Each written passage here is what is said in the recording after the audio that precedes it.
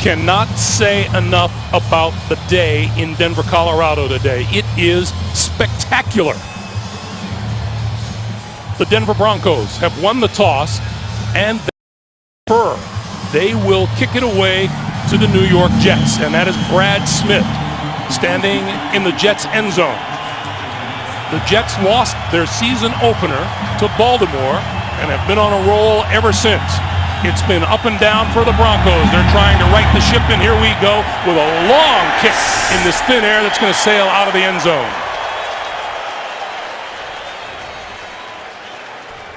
So that means the Jets will start at their own 20-yard line.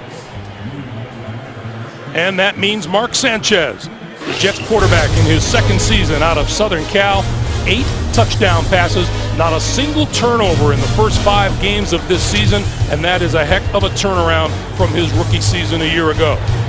And that leads directly to their one-loss record. Keep in mind, their lone loss, while they played poorly offensively, was still only by a point.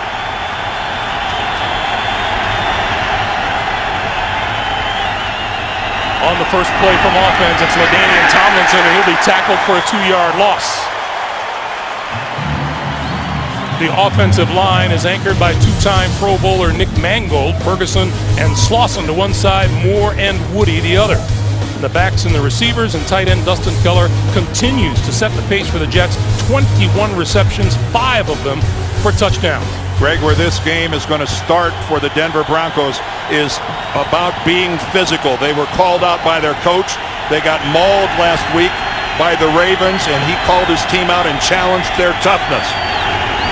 Play fake. Sanchez pulls it down and looks and throws and almost picked off by Champ Bailey. Sanchez says he was lucky he didn't get picked off on Monday night, and he was lucky there. He most certainly was, because Champ Bailey was in excellent position. Mark starts out looking to the left, but now that he scrambles to the right, he actually points to his receiver. Well, he might as well have told Champ Bailey right there, here's where I'm going, and in going there, he did. And the sure-handed Champ Bailey seldom doesn't come up with that INT. 3rd and 11.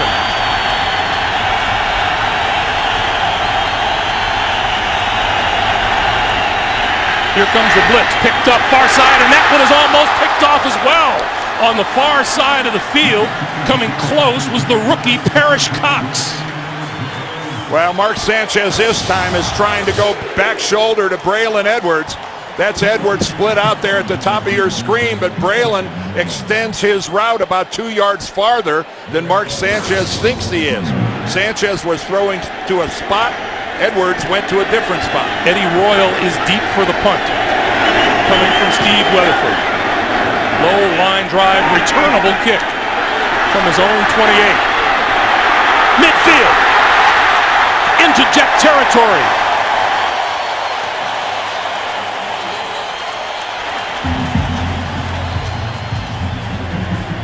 The Denver Broncos couldn't ask for a better start. Meanwhile, at quarterback for the Broncos, not many QBs throwing the ball better than Kyle Orton these days. He's had to throw it lacking a ground game. His 1,733 yards, second best in the National Football League starting this day. He starts in the shotgun, and we have movement on the offensive line. And for you Jets fans, that is Darrelle Revis lined up at Full left corner. start, offense, number 50. 5-yard penalty remains, first down. There's Darrelle Revis. And the guy who got flagged for the penalty is the rookie center for the Denver Broncos, number 50, J.D. Walton, who's going to have an enormous amount of pressure on his shoulders today going against this pretty complex and varied pass rush of the Jets. Empty backfield with Orton calling the signals on 1st and 15. That one's complete. Inside the 40 to the 35-yard line is Eddie Royal. Injuries have made it a makeshift offensive line. Rookie second-round pick Zane Beadle starts at right tackle. And Denver in desperate need of a running game. They get Noshawn Moreno back from a hamstring injury today. This is Moreno. dancing his way inside the 20. Ball is on the ground. Picked up by the Jets' Darrelle Revis. And Revis is tackled. And Jets grab the first turnover of the game. And everything was working perfectly for Denver. They went to a bit of a hurry up. They get a big hole in here for Moreno. Look at that gash he's got in there off a left guard. And he's got even both hands on the football. But what a great job by Drew Coleman of getting in there and ripping it out. Look at number 30 come in on the far side, and he just rips that ball away from Moreno. And he even covered it up. Yep, and even though Moreno had both hands and both arms bracketing the ball. What a job by Drew Coleman. So the Jets take over at their own 17. 3 receivers to the near side of the field. LaDainian Tomlinson straight ahead through a hole across the 20 to about the 23-yard line. DJ Williams and Mario Hagan combining to bring him to a stop. Dan, considering that run by Moreno, that was something that Denver Broncos fans haven't seen around here. No, they haven't. They have been run. Say some teams don't run the ball well would be an understatement for Denver. You see what the Jets defense has done. Opportunistic. 2nd and 5. Once again, straight ahead, and not so much this time. Maybe to the 24-yard line is LaDainian Tomlinson. You heard Greg reference that run by Denver. They're a team. You say some teams aren't running the ball well. They're not running it at all. They are dead last in the NFL running the football by such a wide margin. So we have the complete polar opposite rushing attacks on display here this afternoon. The best in the league with the Jets, the worst in the league with the Broncos. 3rd and 3.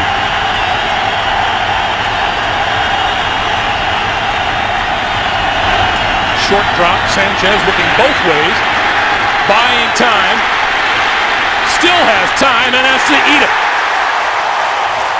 Run over by DJ Williams. Well, I think Mark Sanchez, after nearly throwing 2 interceptions on their first drive, showed some caution there. And that's not a bad thing.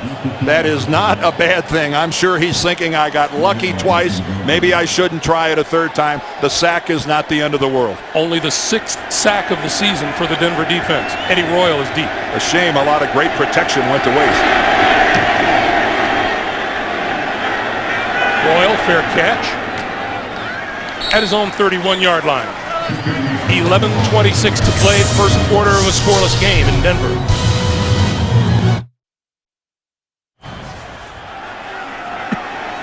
.26 to play in the first quarter back in Denver. First down for the Broncos from their own 31-yard line. And we get a whistle. And some shoving and penalty marker on the near side of the field. The Jets are going to get a personal foul. I don't know what the first penalty is, but Bart Scott gave a good shot right in front of an official. There was nothing happening at all. You can't do that out in space.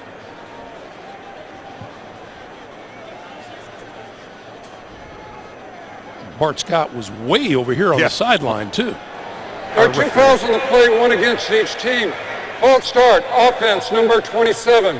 At the end of the play, there's a personal foul, unnecessary roughness, defense, number 57. By rule, this 5 and 15-yard penalty will result in a 10-yard net gain. First down for Denver. Advantage Broncos. Yep. Tony Correnti, our referee today. Here is 2nd season head coach here in Denver. Josh McDaniels feeling a little pressure, off to a great start. His rookie year last year, not so good since. Well, they opened up at 6-0, and since then they've been 4-11. Yes, I would say not so hot since that unbelievable start, and then the disappointment of opening up 6-0 and ending up 8-8.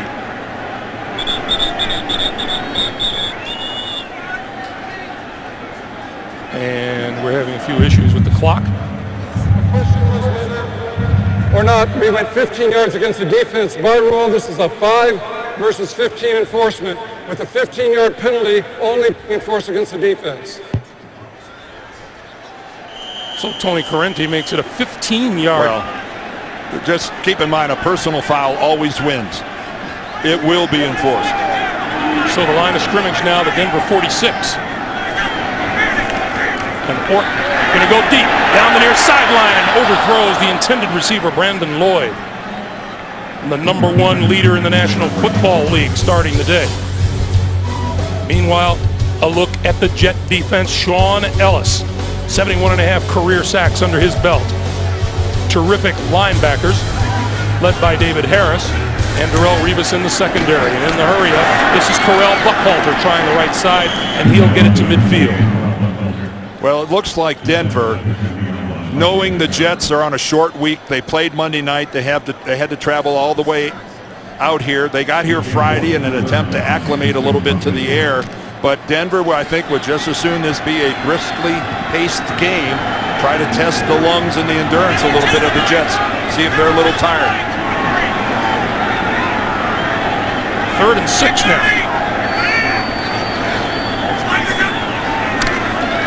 Orton. And a miscommunication on the far side of the field. Brandon Lloyd was nearest to the football.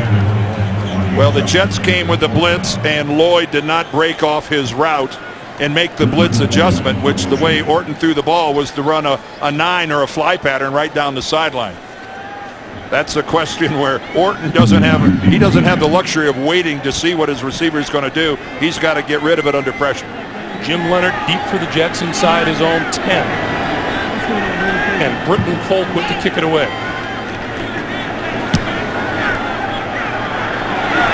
Leonard going to let it float, and it'll bounce into and through the end zone for the touchback. Just about 10.5 minutes to play here in the first quarter of a scoreless game. Jets and Denver will be back. The NFL on CBS is sponsored by Southwest Airlines. Find our fares online only at southwest.com. The Dodge Challenger. Visit your local Dodge dealer today. And by Sprint, the Now Network.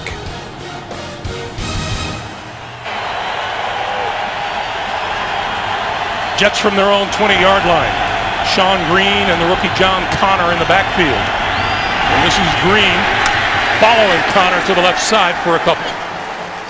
Well, I think everyone on the North American continent knows that Mark Sanchez hasn't thrown an interception yet, but he's been close. Looks like Patrick Chung had one there, but it was reversed. And then in the Miami game, Jason Allen almost picks him off, but not quite. There's another one. Antoine Winfield almost gets him. And then twice so far today, first Champ Bailey and then the rookie Parrish Cox. So Mark Sanchez, he has had a lot of close calls, but still a 0 in the INT column. He'll throw here on 2nd and 7. Has time and intercepted there. Just across the 30-yard line, picked off by Jason Hunter. Inside the 25, inside the 20, and the Broncos are set up in the red zone, and a late flag is thrown.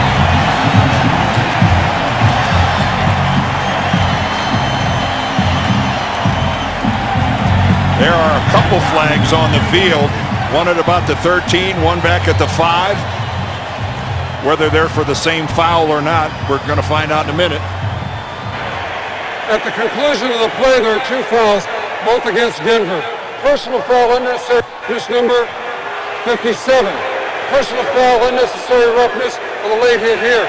By rule, the 15-yard penalty, it'll be Denver's ball, 1st and 10. So the foul is on Mario Hagan, and it will back the Broncos up a bit. But let's go back to the pick, which at first glance looked like a horribly thrown ball, Dan. Well, there's no one anywhere near where this football is going other than Hunter. Look at this.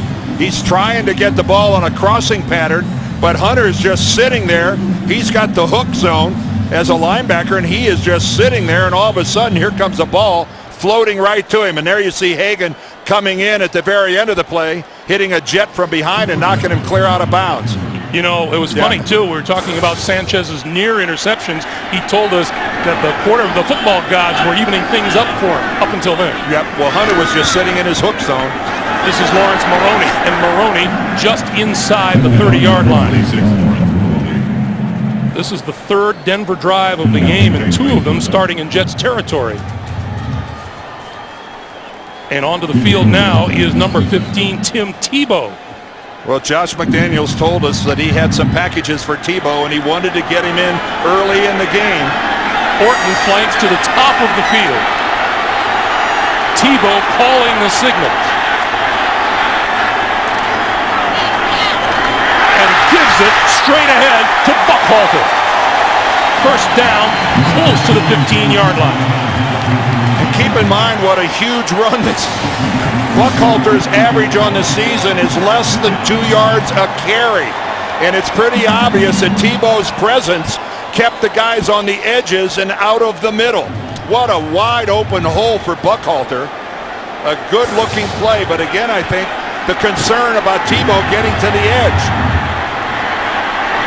Same setup. Tebow calls signal. Hands it off to Buckhalter. In the first 5 games of this season, Denver had just 4 runs for 10 or more yards. They've had 2 today. And Tebow gets a nice hand as he comes out of the game. Well, Josh was true to his word. He said he wanted to get him in and give him that look, and it was productive. The line of scrimmage is the Jets 13.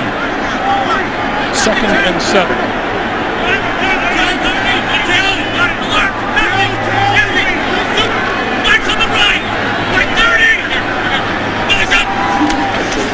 Orton on the slant, inside the 10, complete to Jabbar Gaffney. Well, Kyle Orton has had a sensational year throwing the football, and this kind of a throw, it's very emblematic of how he's been doing. You know, Darrelle Revis had really tight coverage on Gaffney, but on that slant route, when the ball is thrown that well and the receiver shields it, impossible for anybody, even Darrelle Revis, to make a play on it. Buckhalter in the backfield on 3rd and 1. He gets the handoff and he loses yardage. Hello. David Harris led the charge. And there was a group, but the Jets' leading tackler was the first one there. And Rex Ryan, he blitzes the run as well as he blitzes the pass.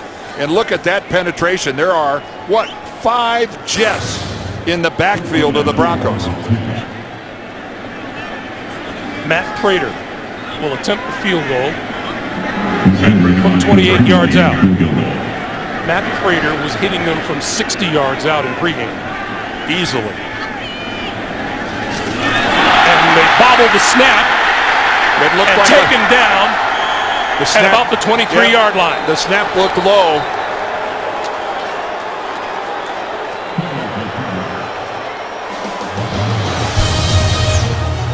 Here's the snap. It did bounce on its way back to the holder. That snap centered by Lonnie Paxton. Not good.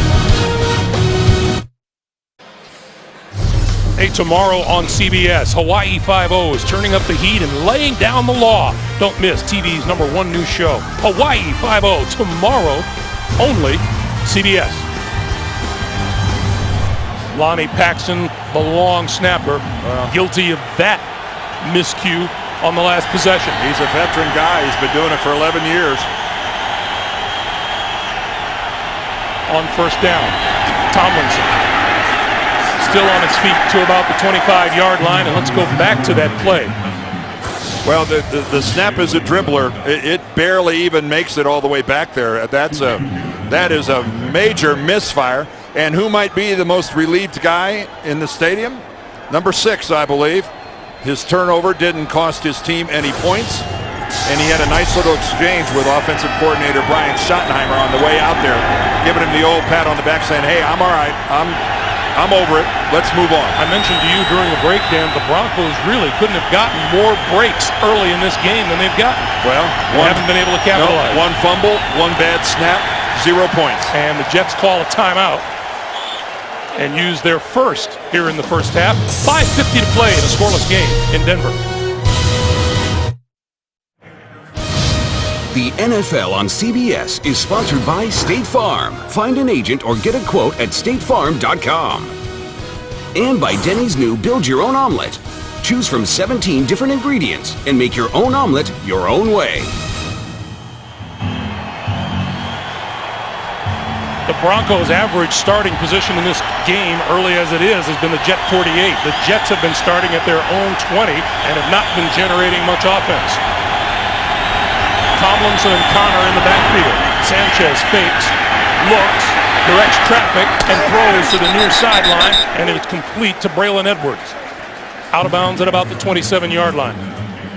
Well, you see a lot of times where that bootleg by Sanchez coming around the corner results in a wide open receiver, but this time Denver did a really good job of defending it. You can see right there, the rookie Cox is right there with him, and the only separation occurs after Edwards just kind of dispatches him. It's quite a nice little shove by Braylon Edwards. 3rd and 6.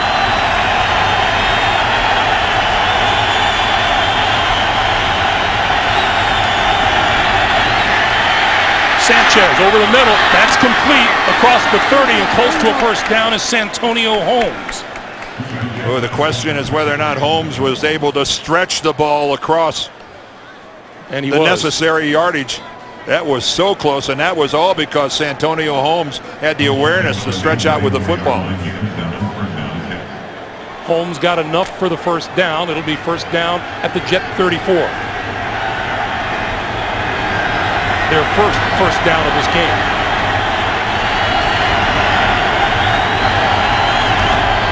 Tomlinson squeezing through to about the 40-yard line. DJ Williams with the stop. Well, it's time for the Jets to take advantage of, if you ask Josh McDaniels, if you ask Champ Bailey, they tell you it's the best offensive line in football. This group for the New York Jets, and on the road, running the football, Josh McDaniels, he was concerned as to whether his guys were going to be able to stand up to this group. They are really good. The Wildcat on the Jets is Seminole, and that's what's in there now. Brad Smith calling the signals. And he hands it off. Straight ahead is Sean Green, and they get very little. Well, not only did they go Wildcat, but then they go to an unbalanced line. You could see that DeBrickashaw Ferguson, the left tackle, was all the way over playing the tight end on the right side. So this is a veteran group with the exception of the second-year quarterback. Mark Sanchez in a nice little rocking chair with a ton of offensive talent surrounding him. 3rd and short yardage, and Denver wants a timeout. So Denver burns its first timeout. And we'll take a break and come right back. You're watching the NFL on CBS. With 3:36 to play in the first quarter, the Jets looking at a 3rd and 2 at their own 42. Sanchez rolls and throws and completes it, and to the 45-yard line is Jericho Cotchery for a first down. Boy, and that is a nicely designed, very safe play, taking advantage of how good Mark Sanchez is on the move. He is so comfortable throwing the ball on the run. His mechanics are perfect. Puts it right there for Cotchery, and almost pretty hard not to guarantee yourself 3 or 4 yards on a play like that. But Mark Sanchez so comfortable on the move. So now the Jets with a first down and some breathing room out to their own 45. The pitch. Green lost yardage on the play. Or Tomlinson, excuse me. LaDainian Tomlinson.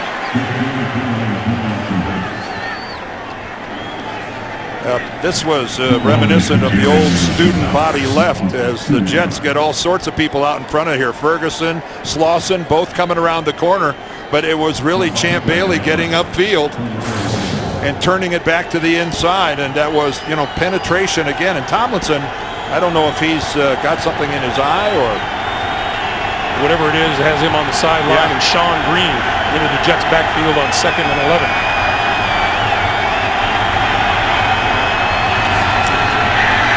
Sanchez with time, throwing across the field, and that is complete across midfield to the tight end, Dustin Keller, for a first down.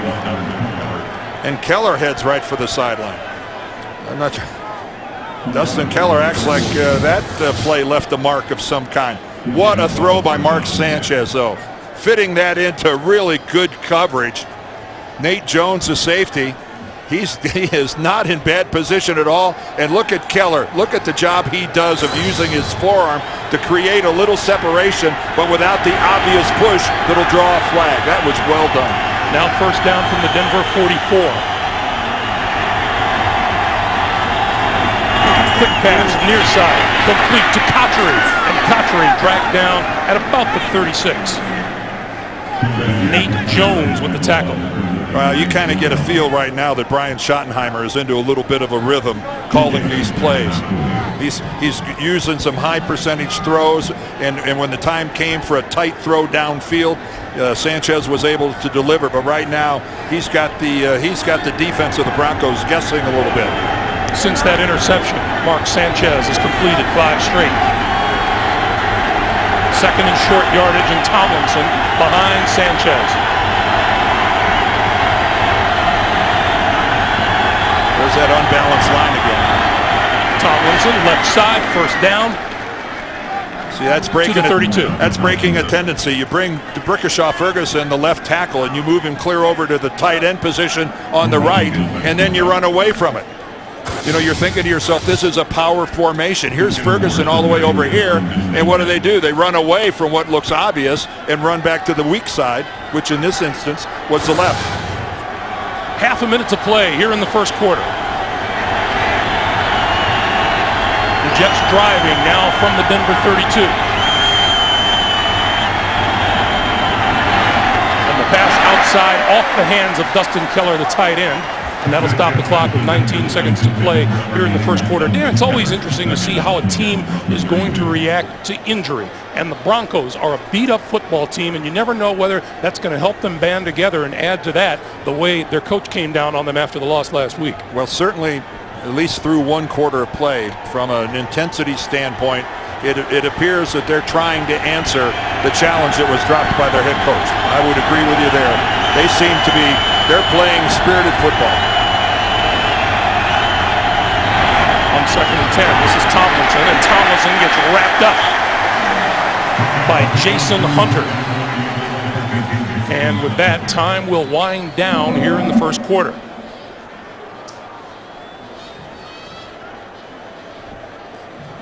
That's the end of one here in Denver. Jets and the Broncos are scoreless. We're coming back to Denver after these messages. You are watching the NFL on CBS.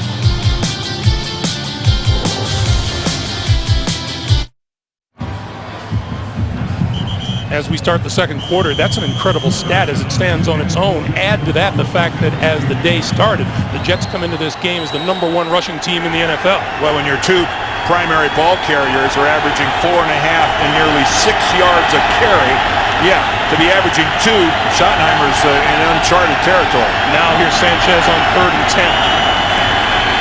Straight drop, pass time, going for the end zone, and it's caught. Touchdown, Braylon Edwards. Well, there aren't many patterns in football better than the classic post pattern, and that's what Braylon Edwards runs this time. And we've got an injured Denver Bronco, but look at the stack right there, the fake to the outside, and then no safety coverage at all for the Denver Broncos. And you're asking Champ Bailey to cover a lot of ground in a trail position. And Bailey is still on the ground in the end zone. And gosh, it looks like he might have gotten kicked at the end of that play, but that was just a quick look-see. We'll take a break and come right back. Champ Bailey walking off the field under his own power, but this is what happened, Dan. Watch him and watch how he lands right here on the heel. Right there, his ribs come down on the right heel of Braylon Edwards. And Bailey stayed down that entire 2-minute break and barely got off the field. Nick Bolt kicks the extra point, and it is good. So Champ Bailey injured slightly on this touchdown pass. Sanchez to Braylon Edwards, and the Jets on top, 7-0.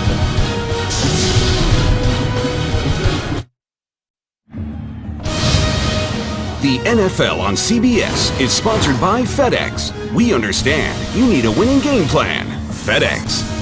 The Home Depot. More saving, more doing. That's the power of the Home Depot. And by the all-new Volkswagen Jetta. It's great for the price of good. That's Das Auto.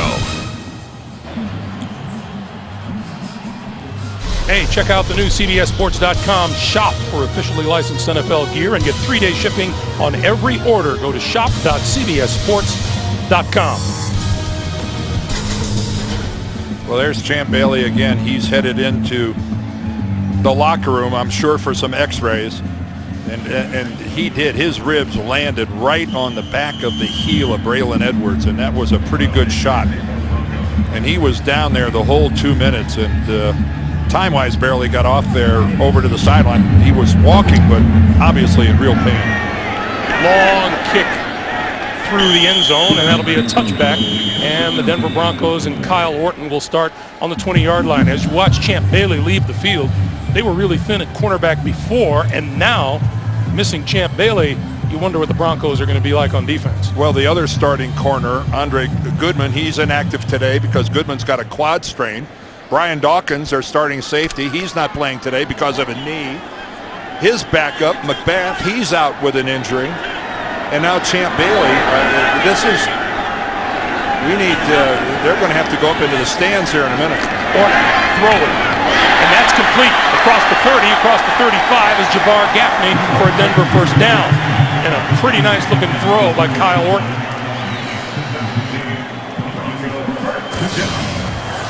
Well, this is what Kyle Orton has been doing all season long, throwing with confidence. And again, we're back to this quick tempo, this up-tempo offense by the Broncos. I think that they haven't shown a great deal of the really up-tempo like this. I think this is going to, they're trying to test the Jets defensively and see how tired they can get them, how quickly they can do it. Lawrence Maroney is in the backfield as Denver tries to generate some sort of a running game. And if you're Josh McDaniels, you'll try anything. You need to shake it up somehow.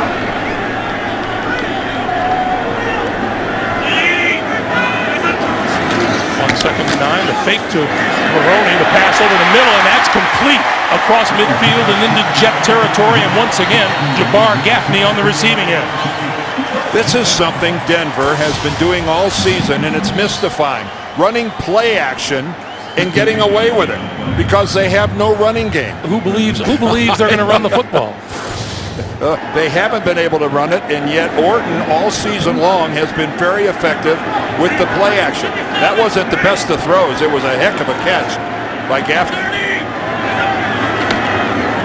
The pitch to Eddie Royal, turning the corner inside the 40, inside the 35 to the 34-yard line, and another Bronco first down.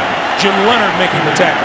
Oh, I love the play because it gets the ball into the most exciting guy that the Broncos have when he has the football in space, and that's Eddie Royal. Look at that move right there that he puts on Coleman. In space, Eddie Royal is just fun to watch. Coleman, he never even got a finger on it. Tim Tebow into the backfield, calling signals. Option the other way, and he's dragged down at about the 32 by Brian Thomas.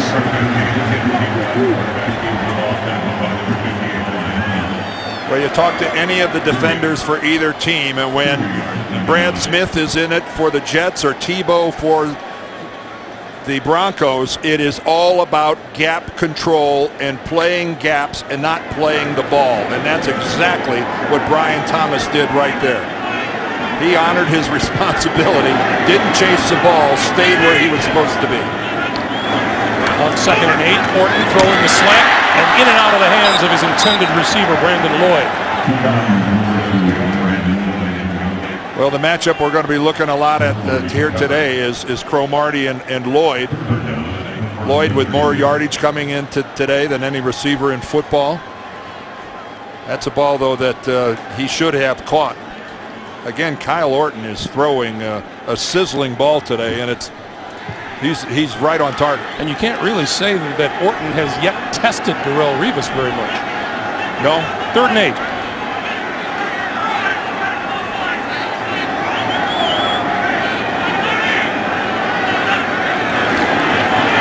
Orton down the far sideline, and it is caught inside the 10-yard line by Jabbar Gaffney, and that one was on Darrelle Revis.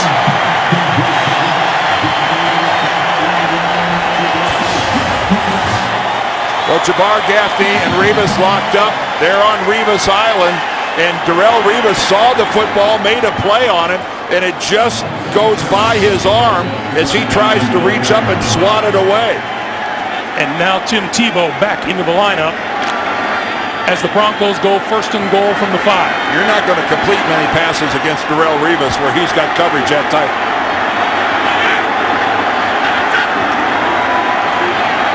Coming to the near side, to the end zone, touchdown, Tim Tebow.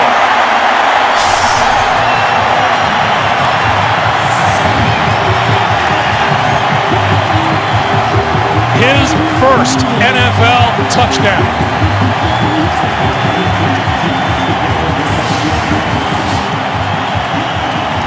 Well, he is able to get to the outside because Ehedebo, who has contained to that side, does not get upfield and does not force the issue.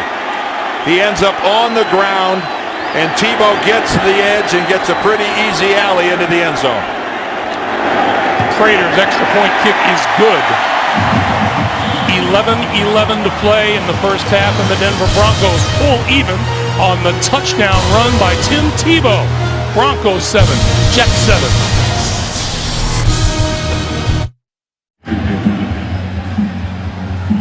A Tim Tebow 5-yard touchdown run that probably brought smiles to the great southeast portion of the United States. Well, I guarantee a lot of smiles in Colorado as well. Onside kick. And picked off by the Broncos.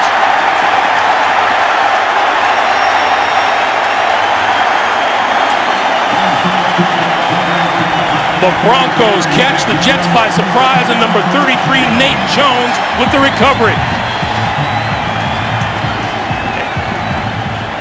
And we have a player down at the 45-yard line.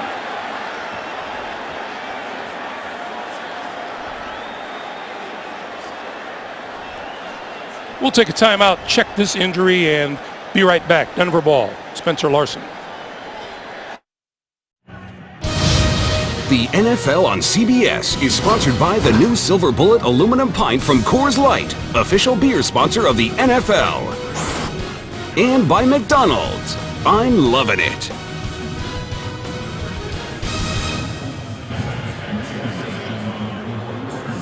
Spencer Larson came off the field. He threw a pretty key block in this recovery, Dan. Well, he really made it happen. First of all, Prater drives his way up into the air, but the nearest Jet is Cummings right there, and Larson takes him out and really removes him from being an option to recover the ball. The rest of the Jets kickoff receiving team caught totally by surprise, something you don't see a Westhoff unit doing very often. This is Maroney looking for running room. Penalty marker flies as Maroney is run out of bounds short of midfield.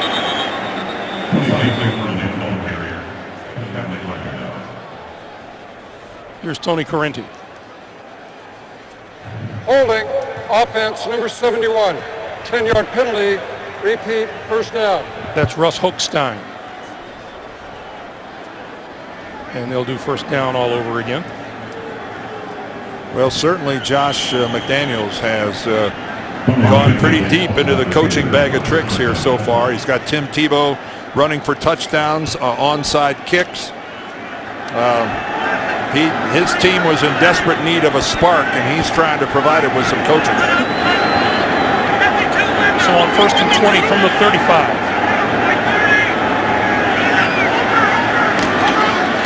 Orton, far side of the field, and tipped away by Revis. Pass intended for Jabbar Gaffney. It'll be second and 20. This Denver team comes into the game last in the league in rushing at just under 52 yards a game. They have 55 so far today. Well, there was a surprise right there that Kyle Orton would challenge Darrelle Revis when he had that kind of coverage. There had to be some other people on the field that weren't covered nearly that well. And if you're a Jets fan, so far Darrelle Revis looks like he's moving pretty well without any hitch or any sort of a gimp in his stride. He appears to be running just fine. Second and 20. Here come the Jets. Orton over the middle, and a penalty marker flies from the secondary. And Drew Coleman does not like the call. Pass intended for Eddie Royal. Holding defense number 30. 5-yard penalty and an automatic first down. Well, Drew Coleman is working on Royal, who's in the slot there, the second one down. And Royal gets the inside release, and Coleman really, he had a hand on his shoulder, but that was really more of an Eddie Royal stumble. But the stumble was what the official saw, and that drew the flag. First down now at their own 40. Maroney to the 45. Mike DeVito, Eric Smith with the stop. You know, Greg, you touched on the Denver running game, and Josh McDaniels telling us that we didn't get much work done during training camp. Our line was always hurt. Our backs were hurt. We're having to work on it during the season. And I don't know what they got done this week, but it's showing up here. Maroney trying to break free and cannot, is down at about the 44. Jason Taylor was the first one to get penetration.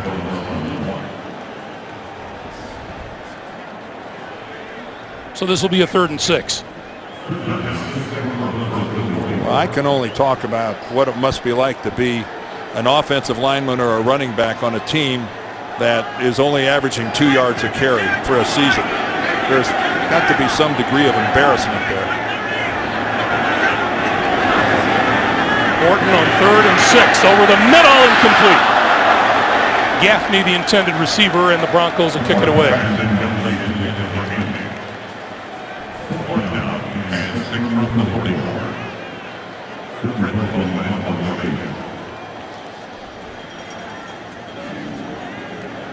Incidentally, Champ Bailey is back on the sideline for the Broncos. He, we are told, just had the wind knocked out of him, and his return is probable.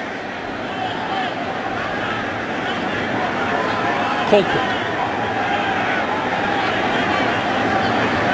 to kick it away to Leonard. And Leonard will let this one go as it floats into the end zone for the touchback. 9 minutes, 20 seconds to play in the first half. Kyle Orton, somebody in his face as he let this one go. The life of a quarterback.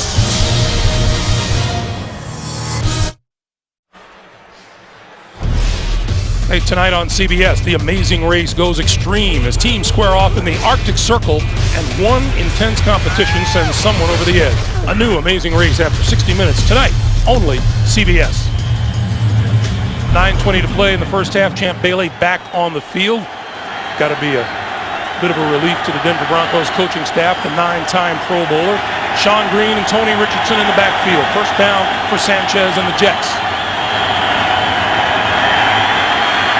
Sanchez with time, complete across the middle to Braylon Edwards for about a 5-yard pickup.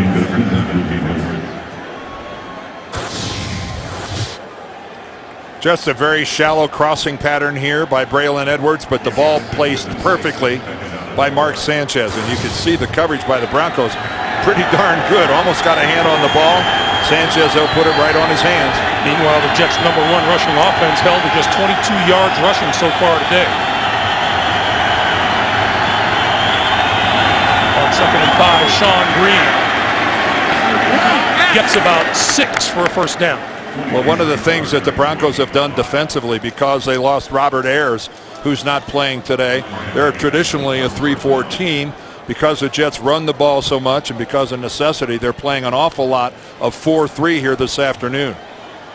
Getting that 4th defensive lineman into the game and just trying to be a little more stout along the line of scrimmage. And it's working so far. We're not halfway through the second quarter, but I'm sure they're pleased with it. The way they've held up against the run to this point. Brad Smith into the wide receiver spot to give this to Green, and Green trying to pick his way through right tackle and got maybe a couple of yards before he's brought to a stop. Interesting talking with Brad Smith yesterday, wasn't it, Dan? You know, he's such a likable guy, and he's such a selfless teammate. So popular in the locker room. He was a wonderful college quarterback. He would still like to be playing quarterback. He says, you know, once you get used to having the ball in your hands every play, you never get over that. But he's a selfless guy. He likes winning. He loves this environment with the Jets. He admits early in his career he thought about what it'd be like to play someplace else, but he's very happy in New York. 2nd and 7.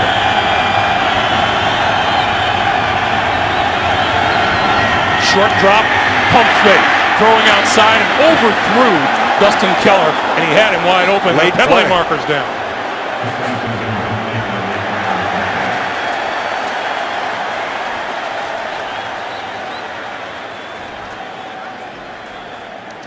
Pass interference, offense number 81. 10-yard penalty, repeat, 2nd down. Well, Greg, you commented that Keller was wide open. Let's watch him out here on Champ Bailey. He did get a good shove on Champ Bailey. Bailey might have overreacted, but as wide open as he was, that ball sailed on Sanchez. That looked like it was 5 yards over Keller's head. So the Jets are back to their own 24. It's 2nd and 17.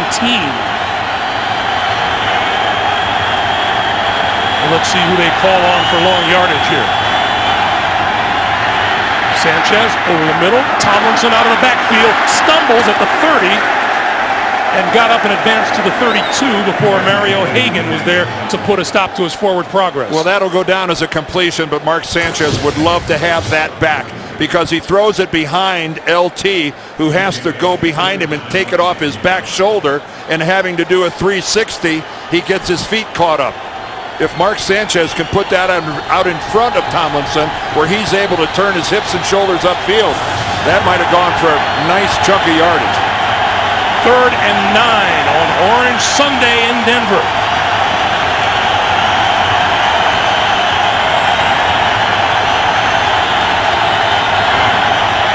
Another pump fake. Going to go deep. Far side of the field. It is. Rule the catch. There's a penalty marker down. Well, Holmes caught the ball. Was he in bounds or not? There's a flag at the 45-yard line.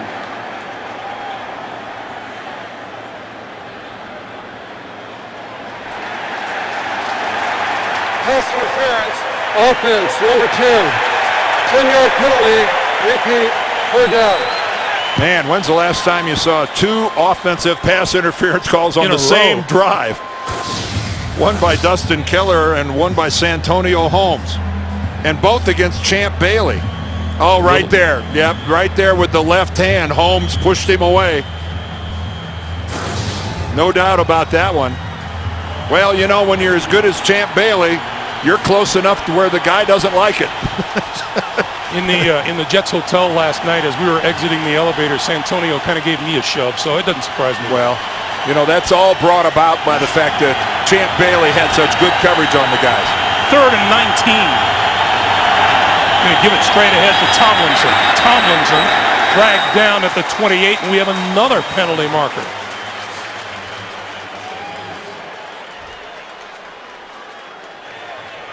Prior to the snap, timeout was called by the Denver coaching staff.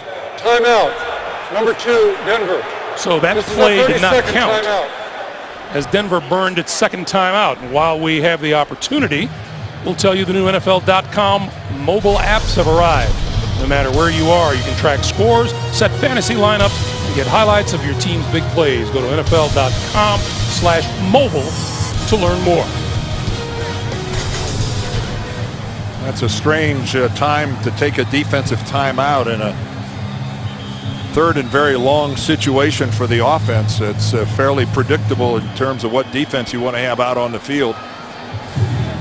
It was a good look at Champ Bailey. Well, and it's I know everyone who's a fan of Denver is just thrilled knowing the injury situation on the defensive side of the ball, that he's okay. 3rd and 19.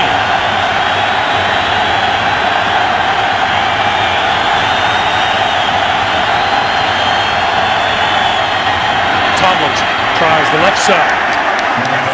And that Denver defense, tough as nails for the most part today. You know, remember Bill Cowher in the NFL Today saying that he liked Denver in this game despite all of the injuries, and he cited the short week that the Jets had as well as the travel. Well, and I think that's he's thinking that this team is going to react to what happened to them last week and the fact they were called out by the coach.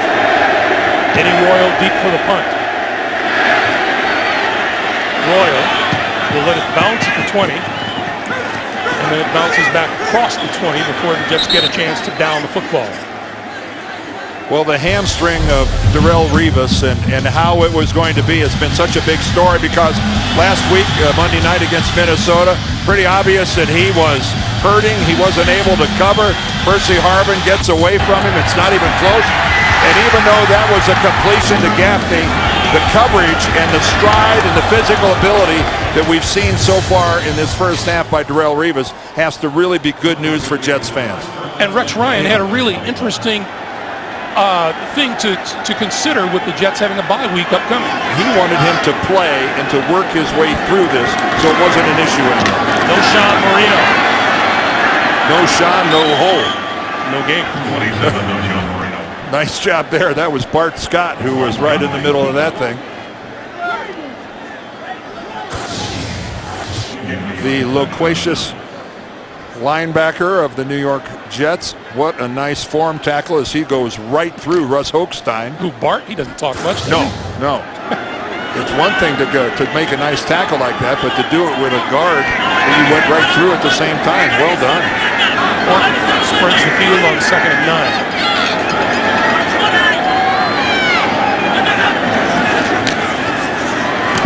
That was batted up in the air and incomplete at the line of scrimmage. And we got a penalty marker on the far side of the field.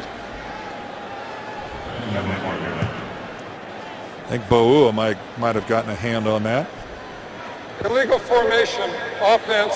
Number 78 on the offensive line was left uncovered. This penalty has been declined. 3rd down. Now that penalty isn't really on Ryan Clady, the left tackle. What that means is he was uncovered. That means that someone to his outside wasn't on the line of scrimmage. That involuntarily to Clady made him an eligible receiver. So it's just poor guy. He gets singled out, but he didn't do anything wrong. Meanwhile, Marino in the backfield on 3rd and 9.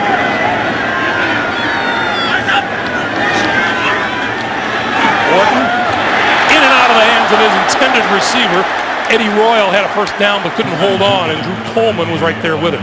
Perfectly executed by Kyle Orton.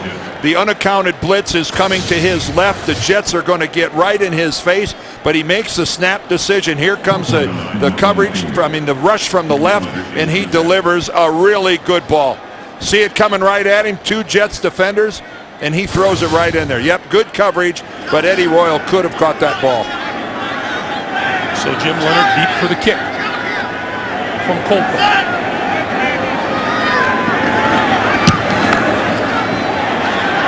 What a terrific kick by Colton from the 20. Back to about the 32 or 33-yard line, and Saquon Thompson makes the special teams play. Tonight on 60 Minutes, it's a wonder of the world in the holiest of cities, a dig that's uncovering thousands of years of history. So why is it causing so much tension? Tonight on 60 Minutes, only CBS. It is crystal clear sunshine here today. The air is very dry, and we are watching the kickers in pregame warm-up, and now the punters during the course of this game. The ball is traveling. The numbers are there. Brandon Lloyd, nary a reception so far. Tomlinson will start with the give to Sean Green. Green tripped up at the line of scrimmage. Jason Hunter that time, the linebacker, got upfield and destroyed that play. And this NFL leading ground game of the New York Jets right now is yet to really get untracked. 35 yards on the day. Well, Josh McDaniels met business this week, didn't he? Put his pads Wednesday and Thursday. John Connor in the backfield at fullback for the Jets.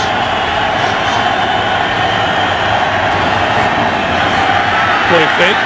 Sanchez looks over the middle, wide open. Caught by Keller, and Keller to about the 43 of the Denver Broncos in a first down.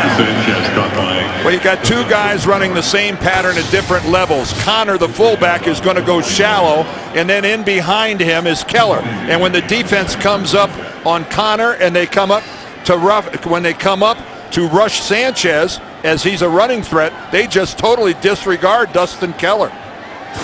I mean, Dustin Keller is by far and away Mark Sanchez's favorite target, and the Broncos just totally lost sight of it. For some reason, they were all over John Connor. So first down now in Denver territory. And back to the ground game, and Green straight up the middle inside the 40 to about the 38 of the Broncos. And 2.5 minutes to play in the first half. Timeout situation, Jets have 2, Denver has 1 remaining. Well, no dancing that time from Sean Green. That was just lower your pad level and just get some positive yardage and finish it off. You know, it's no coincidence as Mark Sanchez is going to take a walk off the field, a 2-minute warning comes up.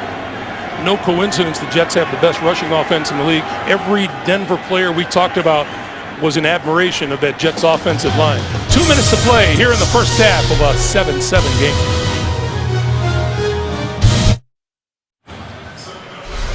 Just a reminder, the Sprint halftime report comes your way next. JB, Dan, Shannon, Boomer, Coach Cowher, all the scores and highlights. Back to the Seminole formation. Brad Smith calling signals, and he's going to keep it and run it and get it inside the 30 or the 35 to about the 31. Well, DJ Williams, a middle linebacker for the Broncos, telling us that when Brad Smith is in there in that Seminole, that they're really treating it as a conventional offense.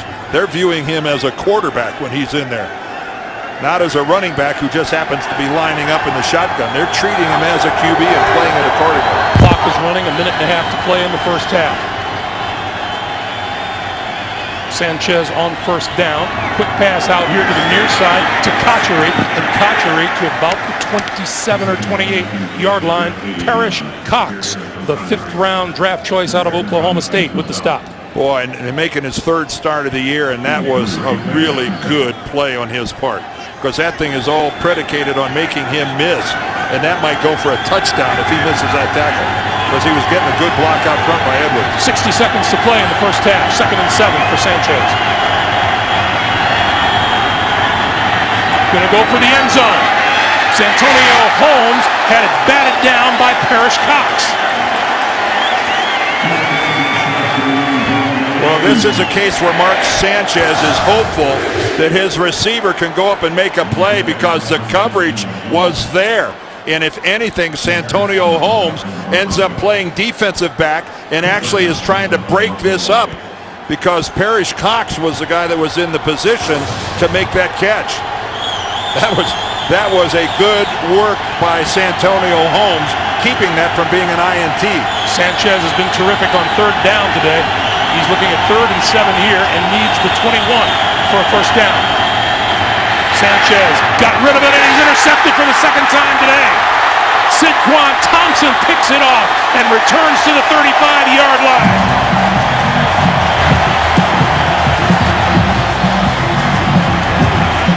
Another rookie, Sidquan Thompson. He's their 7th round draft pick.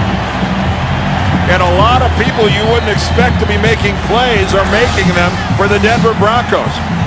Again, Mark Sanchez looking all the way to the right, trying to go to Dustin Keller, but doesn't see the underneath coverage coming right underneath Keller.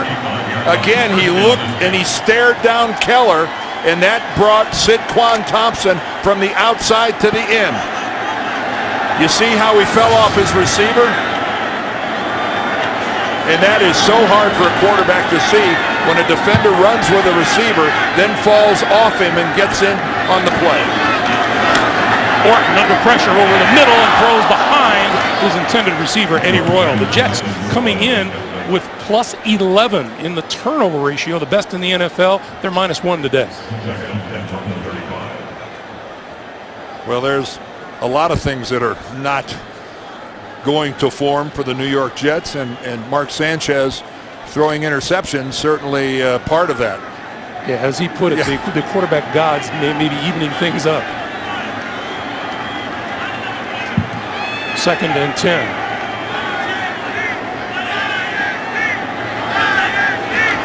Five straight incompletions thrown by Orton. He looks, and made it 6 in a row as he gets rid of it and stops the clock with 27 seconds to play. Well, if you're one of those guys that just sits around and goes, Well, you know, the only thing the prevent defense does is prevent you from winning. You never say that when you're a Jets fan, because Rex Ryan is going to come with pressure regardless of the situation. There are a lot of defensive coaches here that might go, oh, I don't want to blitz. We might give up the big play, only a few seconds left in the half. That is not his MO. Third and 10, and the Jets are deep in the secondary. Here they come again. Over the middle. That's complete. Royal to the 41. Well, and Kyle Orton made him pay because his guys up front, even though the Jets brought 6, they blocked every one of them. This is well done by Denver. Look at this. Jason Taylor drops off. They actually end up bringing 5, but well done by the guys up front. And Coleman, you see right there, isn't able to keep up with Eddie Royal. Now, it bears repeating, Dan, you and I sat here before the game and marveled at the length that Prater had on his field goals in the pregame. Well, we're watching him kick 55-yarders, and we're speculating that might have been good from 65 or more. Yeah. 55-yard field goals weren't getting over the crossbar. They were going into the net. Broncos are out of timeouts, 21 seconds on the clock.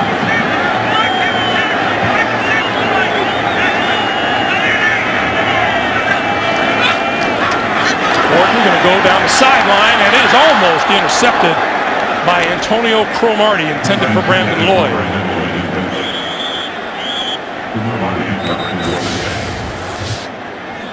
Brandon Lloyd is being removed from this football game by Antonio Cromartie.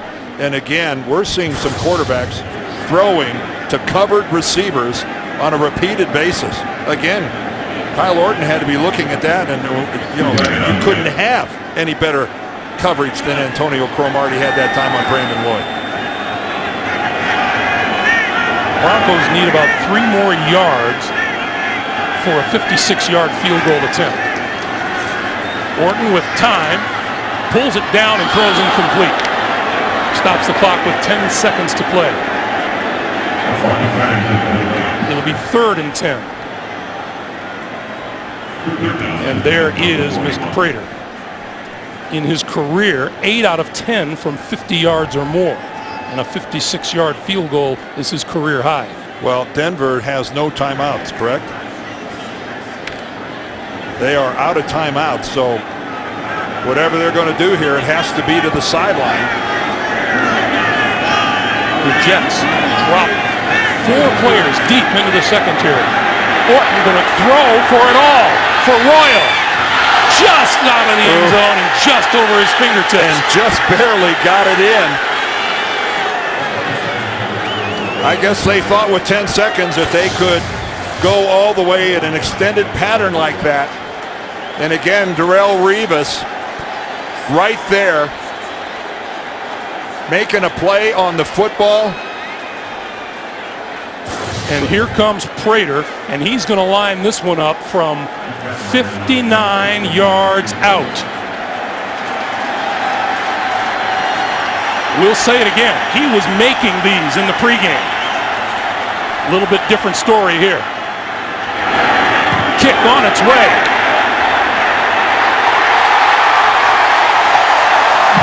With room to spare.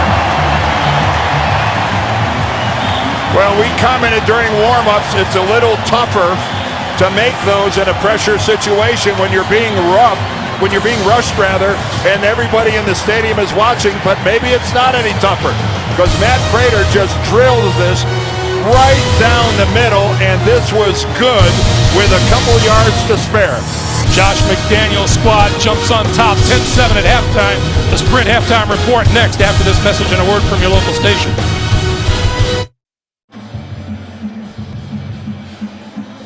Welcome back to Denver, everyone. 10-7 Denver is our halftime score. And now let's look at the points of protection presented by Allstate. Protect the ball. Well, the Jets have turned the ball over twice and Denver once. Denver has to protect the run, and they've held the best rushing offense in the league, the New York Jets, to 48 yards today. And Brandon Lloyd has been held without a reception all day today. You remember the Denver Broncos won the toss and deferred, which means they will get their hands on the football first, and that is Parrish Cox, the rookie, deep for the kick as the Broncos get set to start this second half with the football. And that one will sail through the end zone. Denver will start at their own 20-yard line as we welcome you back, everyone. Greg Gumbel along with Dan Deerdorf. An interesting first half, wasn't it? Well, you know, Greg, we started out with how was Denver going to respond to getting beat up last week, called out by their coach, from a physicality standpoint. Well, we have the answer to that.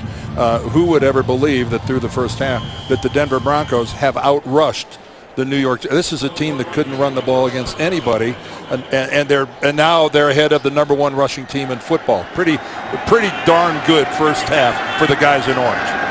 And the guys in orange now start from their own 20-yard line, and the give is to Noshawn Moreno for a couple of yards as we take a look at some first half numbers. And for people around the country who haven't been privy to this, it's going to come as a surprise, man. Yes, it is. I mean, look at that, 60 rushing yards for the Broncos, 48 for the Jets.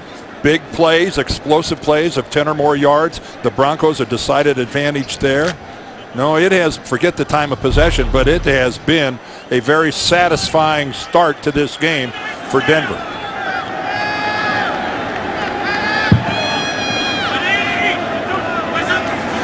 On 2nd and 8, Orton throw over the middle, incomplete, penalty marker thrown late.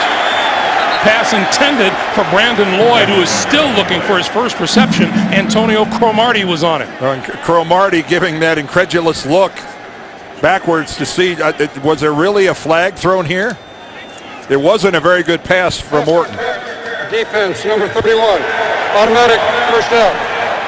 Well, penalties are nothing new to the New York Jets. They're an aggressive defense. Well, Cromartie has been all over Lloyd. Lloyd breaks to the inside. I didn't see it there. That is the fourth interference call against the Jets today. You can have your hand on the receiver's back as long as you're not rerouting him.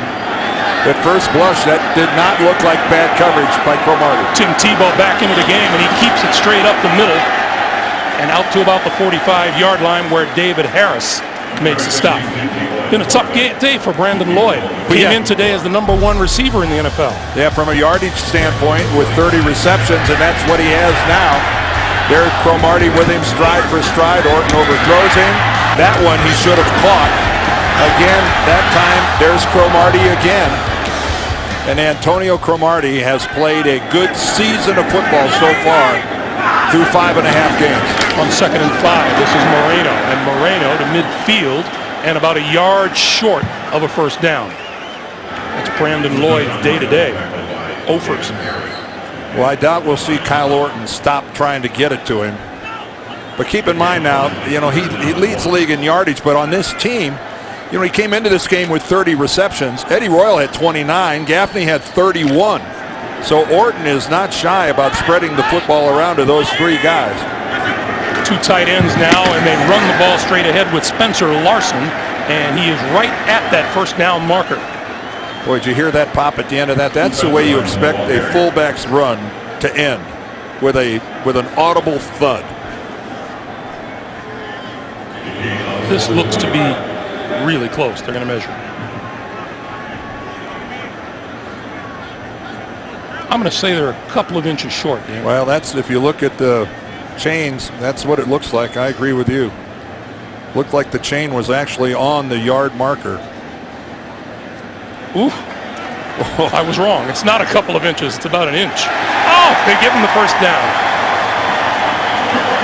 Here's that collision at the line of scrimmage.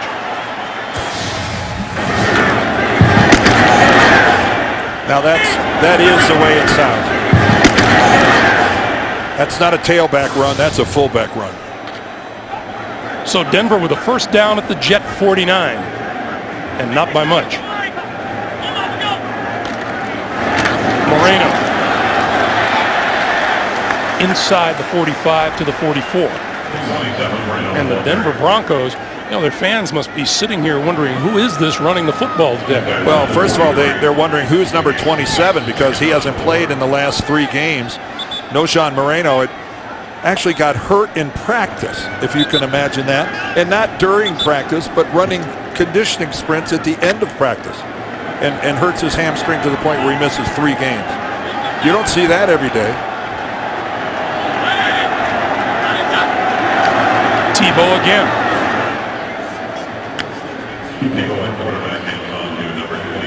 And the give to Buckhalter. And the line of scrimmage now is about the 42.5-yard line. Tebow off the field now. Well, Josh McDaniels was saying, don't read anything into the fact that Tebow hasn't played much. He said it's not anything that Tebow hasn't done. It's just that we're a better team when Kyle Orton is at quarterback, given the level at which he's playing the game.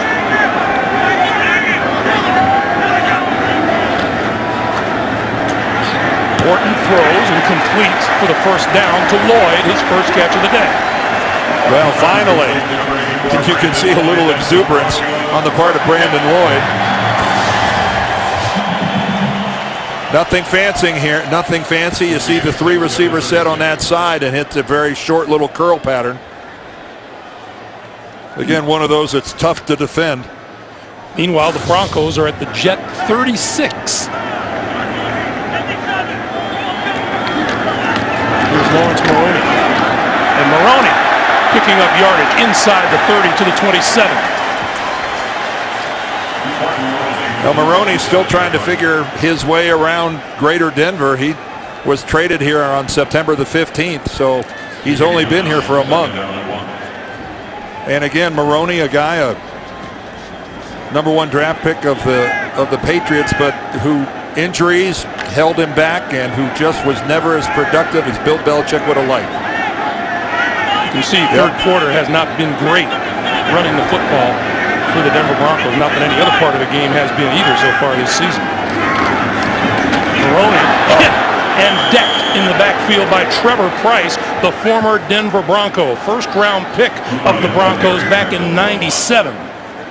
Well, Trevor Price still owns a home here in the Denver area. It's got a couple Super Bowl rings that he won with the Broncos. And right there, you're asking the impossible of Zane Beadles, the right tackle, to get all the way down there and keep a slanting Trevor Price out of the backfield. No way. And he is a huge Rex Ryan fan, and Ryan feels the same about Price. And now 3rd and 5 for Orton. Over the middle, popped up into the air, and it falls incomplete. Mike DeVito had a hand on it. And you're going, Mike DeVito. That's the old zone blitz. The fire dog, whatever you want to call it. It's got a lot of names, but DeVito, a defensive lineman, just drops back into the middle, and there's no way that Orton is expecting him there. He's the nose tackle, and he drops back and just sits there. There is no way that Kyle Orton is expecting the nose tackle to be a factor. Prater from 49 yards. And he missed it. He hit from 59. He misses from 49. We stay 10-7 Denver.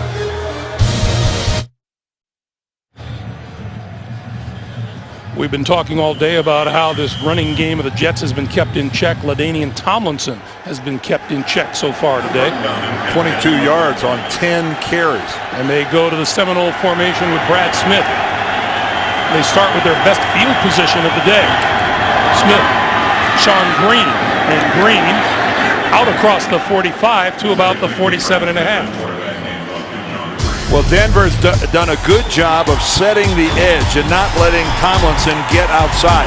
This time Champ Bailey gets up the field. You can see right there, forcing Tomlinson back into traffic where he trips over his own guy. Again, set the edge, get upfield, turn everything back in. It was Champ Bailey again to that side. But it has been tough sledding for LaDainian Tomlinson, and we've got another Denver player down. That's Kevin Vickerson, the 5th-year defensive end out of Michigan State. They'll look after him. We'll take a break with 9:27 to play in the third. The NFL on CBS is sponsored by Southwest Airlines. Find our fares online only at southwest.com. Corona, who invites you to find your beach. And by TD Ameritrade.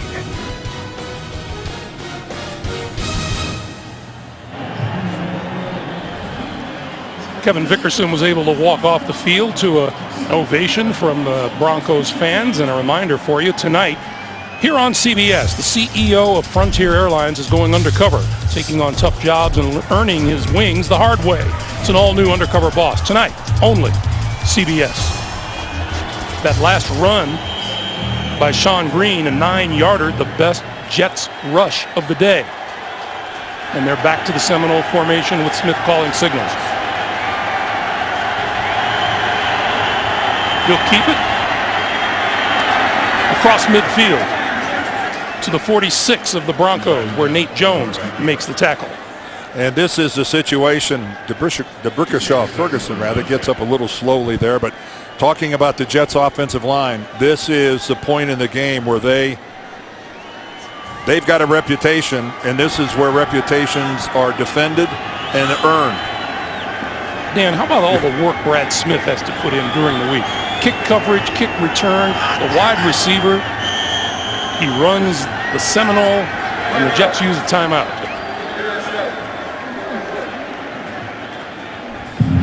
Coach Bill Callahan, offensive line coach of the Jets, as we take a break. 10-7 Broncos.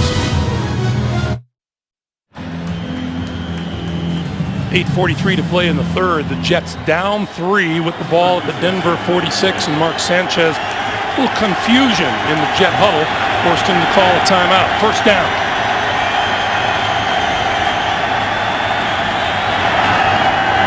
The fake to Tomlinson. Sanchez in trouble and banged down at the 48-yard line. Marcus Thomas led the charge for the Broncos. Well, that was really a good job again of the Broncos showing discipline on defense by staying at home on the backside. Jason Hunter, see him over there, number 52. Sanchez wanted to roll out back to that backside. He's accustomed to coming out there all by himself. And instead of going into pursuit, Jason Hunter did his job, got upfield, and turned Sanchez back. Sanchez, a wide receiver, back to the Seminole formation. Green and Tomlinson in the backfield with Brad Smith. And the give straight ahead to Green. And Green inside the 45 to the 43.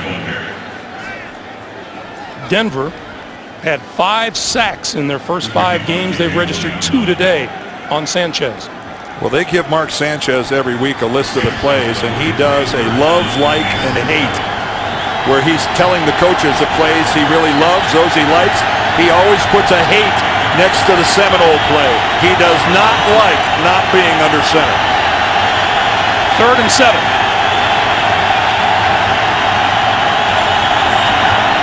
Quick drop, the pass on the slant is complete, but he looks short of a first down. Santonio Holmes with the catch.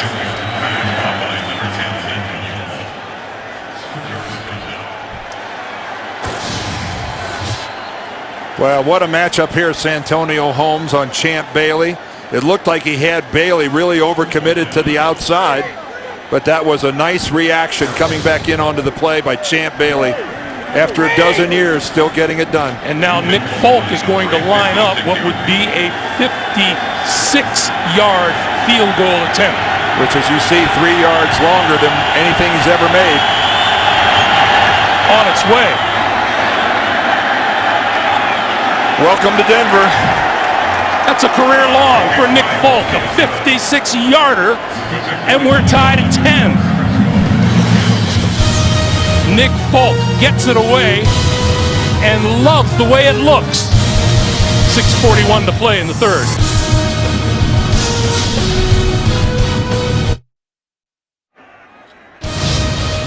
The NFL on CBS is sponsored by Sony. And by Toyota.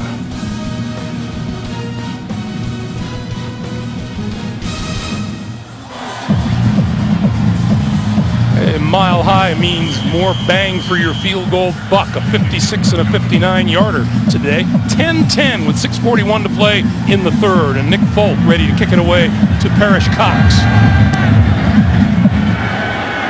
Into the end zone. Cox will not run it out, and the Broncos will start from their own 20-yard line. And let's go back to that field goal by Nick Folk. How many guys on the side, Dan? Well, Denver decides to go with an unusual look here. 1, 2, 3, 4, 5, 6, 7, 8, 9. Who needs 11 when you can play with 9? A couple guys are getting a much-needed rest. If the Jets might have decided they wanted to run a fake to the right side, it might have gone a long way against the shorthanded defense. Those are the kind of mistakes the Jets have already noted. On the quick pass. Good for about 2 or 3 yards to Eddie Royal. That is a Jets franchise record, that 56-yarder that Nick Folk just made. Well, we were talking about it in the first half, watching both teams warm up.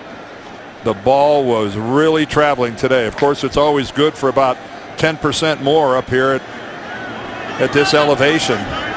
It's got the kickers love it. No breeze to speak of today and thin air. On 2nd and 7. Oof, hello.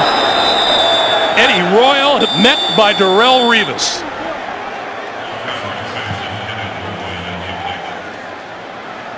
I think you can hear this.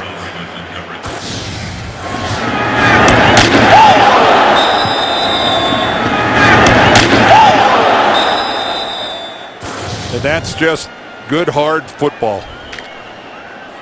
That was just good job by Darrelle Revis. The receiver, you're looking back at the quarterback. You don't have a chance to, you know something coming. Meanwhile, Kyle Orton began the game 5 out of 8. He's been 3 of 14 since and running for his life now. Diving across the 30 and diving for a first down at the 32. Boy, and he got away. He got away from the Jets' best pass rusher in Calvin Pace. And you don't see that very often, where Pace has a chance to get the quarterback and he lets him get away. Denver now with a season-high 93 yards rushing on the day. Orton spread out as a wide receiver and Tebow in at quarterback. Tebow going to keep it to about the 37 or 38-yard line.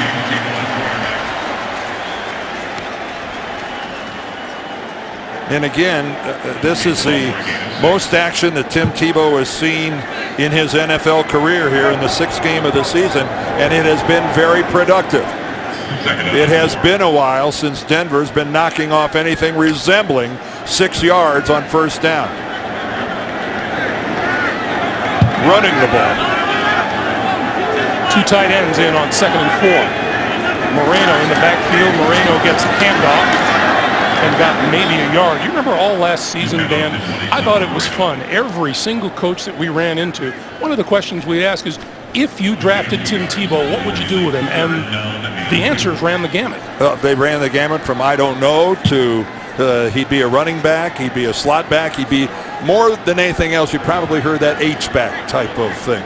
Not many people thought that he's going to be my every down quarterback. Meanwhile, Demaryius Thomas, the first-round draft pick out of Georgia Tech, makes his first appearance of the day. He's number 88.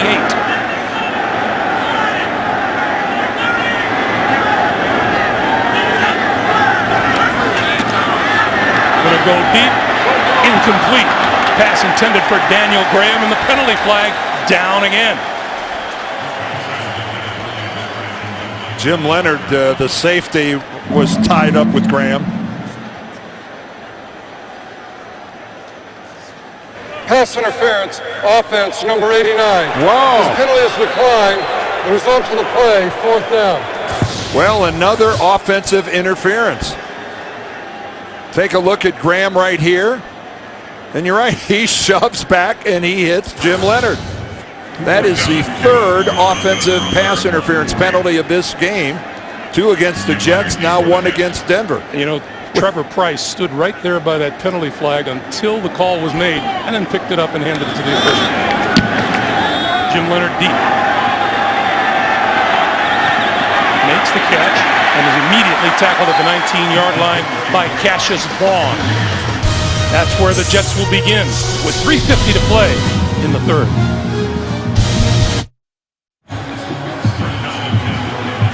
Welcome back, everyone.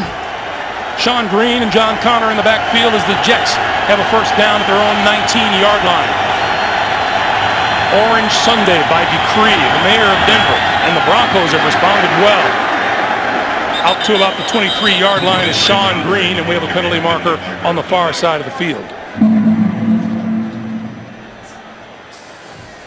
Tony Correnti has had a lot of 78 had airtime. reported eligible. There's no foul.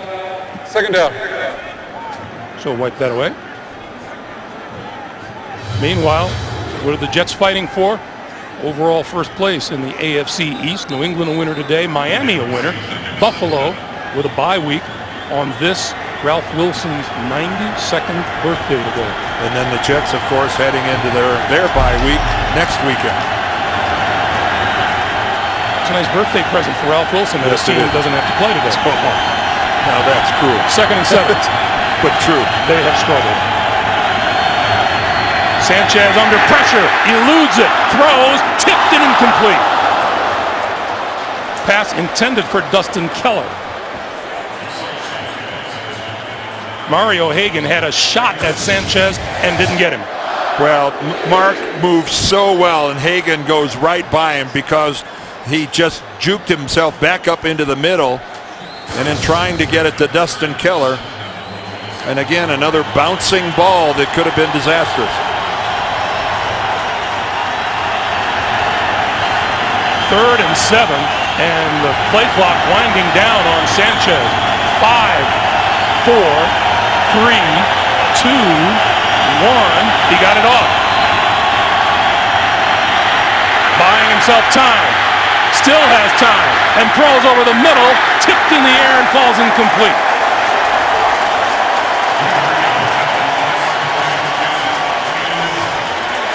Well, that time just a 3-man rush and 8 in coverage for Denver paid off, because Mark Sanchez, even with all that time, still didn't have an open receiver. He was trying to find one there at the end when it got tipped. That was exemplary work by the 8 coverage guys for Denver. Sidquan Thompson is deep for the punt back at his own 30-yard line. Fair catch at the 33 and a half. And with 2:59 to play here in the third, we will remind you Wednesday on CBS with a senator as their client. The stakes have never been higher. Jim Belushi and Jerry O'Connell are the defenders. Wednesday, only CBS. Coming in, you would have thought that the Denver Broncos could use a couple of defenders with the way the injuries piled up. Well, Denver over 100 yards running the football. Who would have thunk it? That's double their normal average, which was anemic. Moreno to about the 36. Pickup of about 2 on the play. It'll be 2nd and 8. Now it's, having Moreno back is a good thing. Maroney, every time that he's in the game, he's becoming a little more comfortable, but it's really been the work of the guys up front. There's been some good work by this Denver offensive line. And they're a better team, I think, with Beatles, the rookie, at right tackle. Keep in mind they're starting 2 rookies here, one at center, one at right tackle. Moreno once again, maybe to the 38.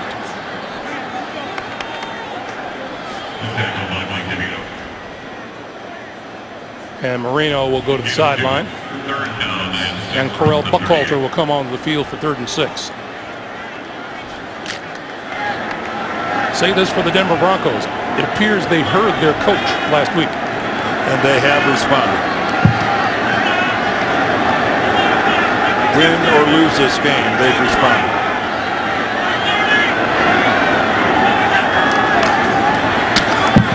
Or deep down this sideline, has a man open, caught, and a penalty marker's thrown after the play as well. Brandon Lloyd pulled it in, and then Leonard hit him hard. Well, I wonder if they're going to say Leonard went after him with his helmet. Or, hey, for all I know, it's another offensive interference. We've had so many of them today. That ball just seemed to take forever to get there.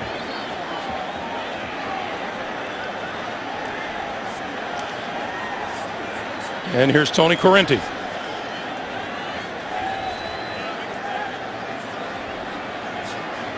Tony's like the third member of our crew today with his microphone. Well, again, he's trying to get this thing square. Personal foul, unnecessary roughness, helmet penalty contact, defense number 36. 15-yard penalty will be added to the end of the play, first out. Here's the play. Well, the ball floated up in the air, and you see Orton just took a heck of a shot from Bart Scott. And geez, Jim Leonard comes in there with his shoulder, and they're calling it so tight now. How is that unnecessary roughness? They're saying that Lloyd was not in a position to defend himself. There's a bit of a head scratcher there. Rex Ryan, he's wondering whether or not Lloyd got both feet down in possession of the football.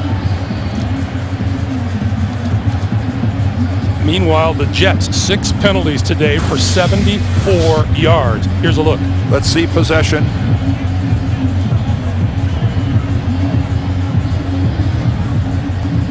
Okay, it looks like he had solid possession. Now let's go to the feet. He's got the ball. It's pretty solid. Looks like both feet are down. And does he hold on to the whoa, the football comes loose when he hits the ground out of bounds. He's got to hit the ground, and the football has got to stay firmly in his possession. Let's look at it from this angle one more time. Tony Correnti is going to be looking at this right here. You see where that ball comes out of his grasp a little bit? It doesn't have to touch the ground when you're out of bounds for that to be ruled an incomplete pass. After reviewing the play, the Broncos receiver possessed the ball with 2 feet in bounds. It is a completed pass. New York Jets will be charged with their second timeout.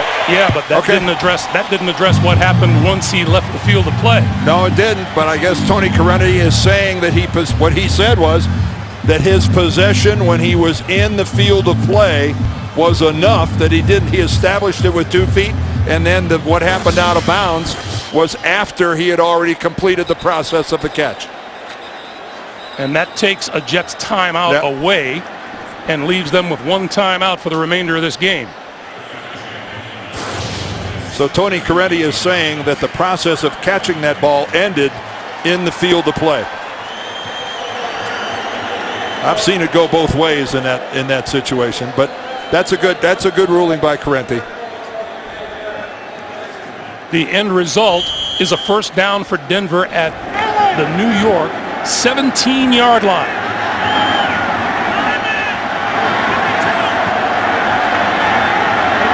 No Sean Moreno in the backfield. Play fake. Pass across the way. Incomplete, intended for the tight end Daniel Graham. 2nd and 10.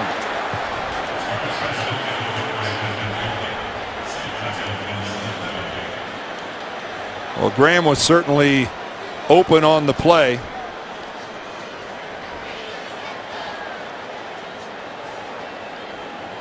Denver has not been great in the red zone. Well, look how they are getting into the red zone. 2nd best in the NFL, and then they drop all the way down to 26th in actually making touchdowns happen in the red zone. 2nd and 10. Orton going to throw near side. That is pulled in. Touchdown. The rookie Demaryius Thomas.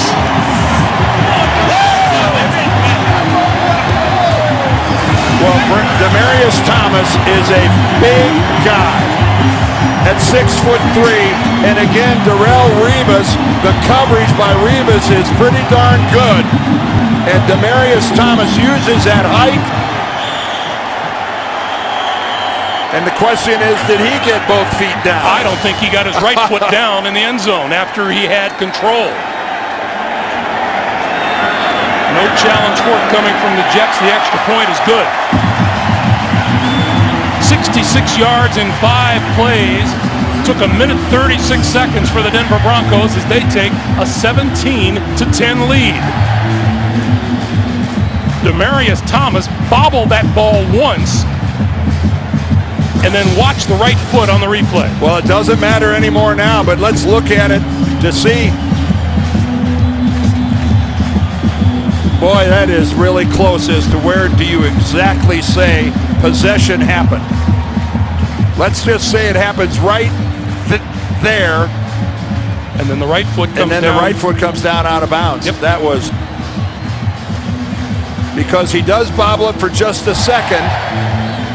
I think there was a really good chance that if challenged, that might have been overturned.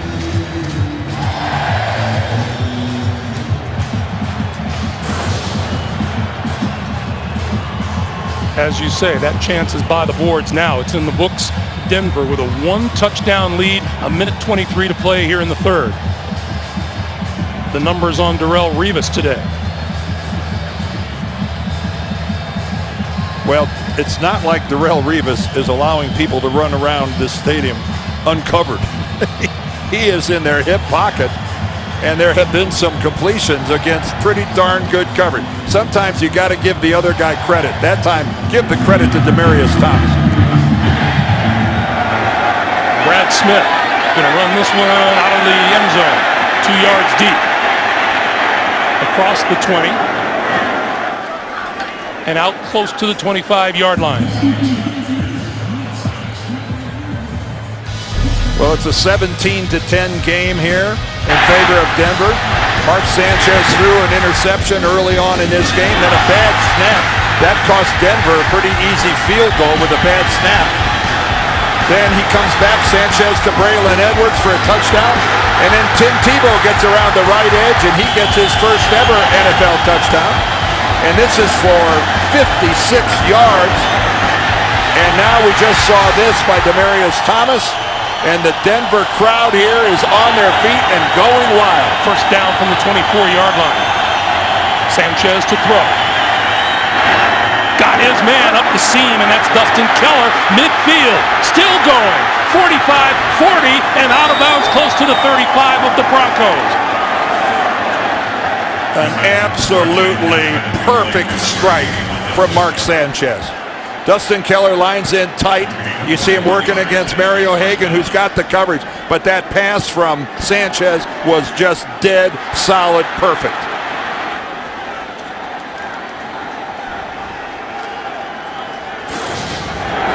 Number 6 and number 81. A lot of chemistry between those two. A lot of good off-season work paying off here in October. In the end around, Santonio Holmes, 25, 20. Lost the football. Denver recovers.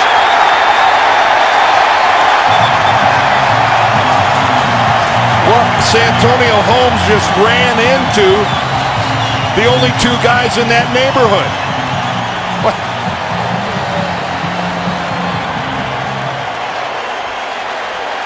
Third turnover of the day by the Jets. Ronaldo Hill gets up with the football.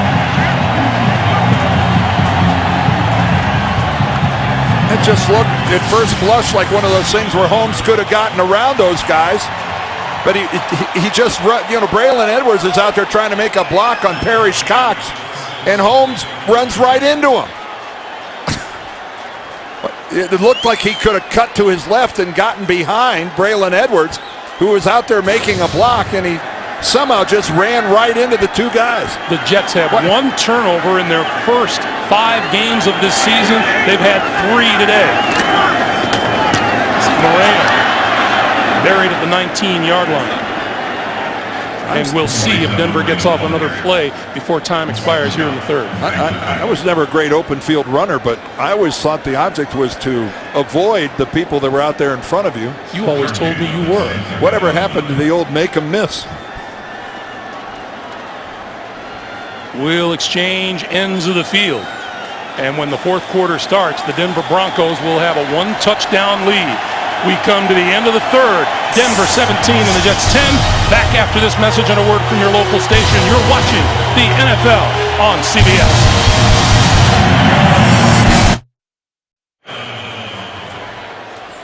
Along with our producer Mark Wolf, our director Bob Fishman, Greg Gumbel, Dan Deerdorf back in Denver for the start of the fourth quarter.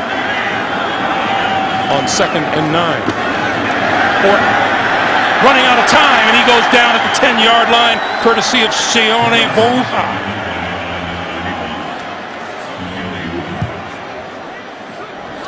Well, Bouha has been active in the passing game today. He deflected one earlier, and now you don't expect this kind of pressure. I know Orton's got plenty of time, but for the nose tackle who's replacing Chris Jenkins, a good job of not stopping, keeping the legs driving, and getting upfield. Anytime you get that kind of pressure and a sack from an interior lineman, that is great. 3rd and 17 now. And Buckhalter trying to turn the corner and cannot. And the Jets will get the ball back and should get it in decent field position. What was it that Coach Josh McDaniels was saying about the Jets in field position? He was saying we have to do such a good job on field position and special teams because the Jets normally outgain from a field position standpoint their opponents by about 100 yards a game. And he said Bill Parcells always believed that was worth about a touchdown. Kick is away. Leonard, fair catch, and runs out of bounds at about the 47-yard line. On the sideline, Mark Sanchez telling his guys, we'll get after him. He'll have his chance after this.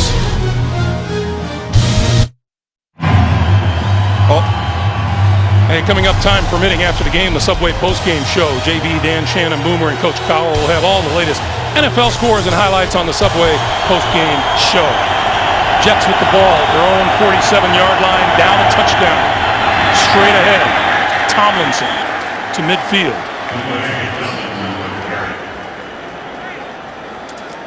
And I am sure right now there's some degree of frustration setting in with this Jets offense that they aren't able to run the football any more effectively than they have. Well, that's only LT's second carry since the first quarter. I mean, 22 rushes on the day and 89 yards to show for it. Look at that. Just a little more than half of their season average to this point. Back to the Seminole formation. Brad Smith calling the signals. And he'll keep spinning for about 3 yards. An update from the NFL today. JB back in the saddle. James. Greg and Dan, take a look. This is a game like these guys are playing. No, it's a playoff elimination game. Tony Romo hooking up with Dez Bryant on 3rd and 11. A 31-yard strike. 3rd TD of the day for Romo. All knotted at 21. And Greg, per your suggestion, I brought the IV stand with me to the studio.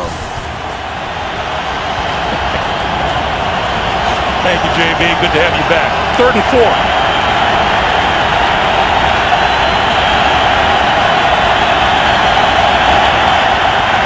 Sanchez, incomplete.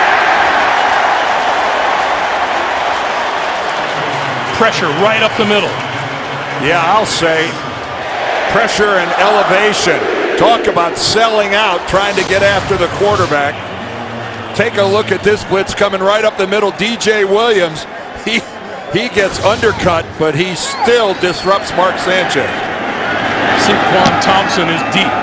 Weatherford's kick, fair catch called for and made at the 6-yard line. So, Broncos backed up. 12:25 to play in the fourth. 1 touchdown lead. The NFL on CBS is sponsored by Cadillac, the new standard of the world. Rogue Skyline. On November 12th, our first encounter will be our last stand. And by Bud Light. It's the sure sign of a good time. Here we go. Back in Denver, the Broncos first down, their own 7-yard line. Coming into the game, Denver's been passing 66% of the time. They've rushed for 29 times, thrown for 27. And no Sean Moreno with the carry there, out to about the 9. Well, here's a situation for Denver that this would be a successful drive if you measured it not in points, but in first downs. If they were somehow able to hammer out a couple here and just try to put themselves in a position where maybe they can make the Jets start on the other side of the 50, it would be a successful outing. Moreno in the backfield on 2nd and 7.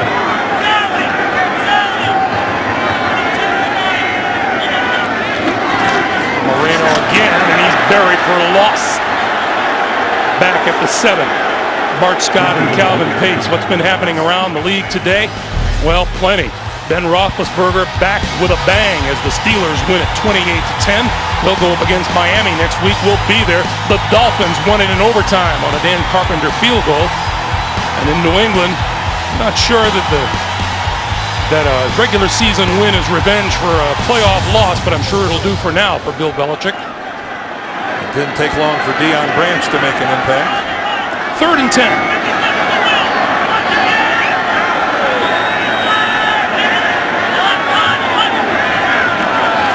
Orton going to throw deep down this sideline. It is bobbled and out of bounds, incomplete. Cromartie and Leonard all over Brandon Lloyd, and for the second straight time, the Denver offense goes 3 and out. And barring something unforeseen, the Jets should gain in field position again on this exchange. Well, Kyle Orton just had to throw this up because, boy, did the Jets bring everybody except 3 guys back in coverage. That was an all-out blitz. Orton had no chance to put it up into coverage. Well done by New York.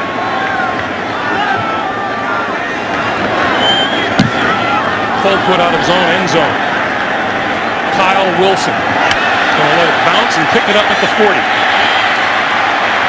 And out of bounds at the 45-yard line. 10:43 to play in the fourth quarter. Jets with the ball, down by 7.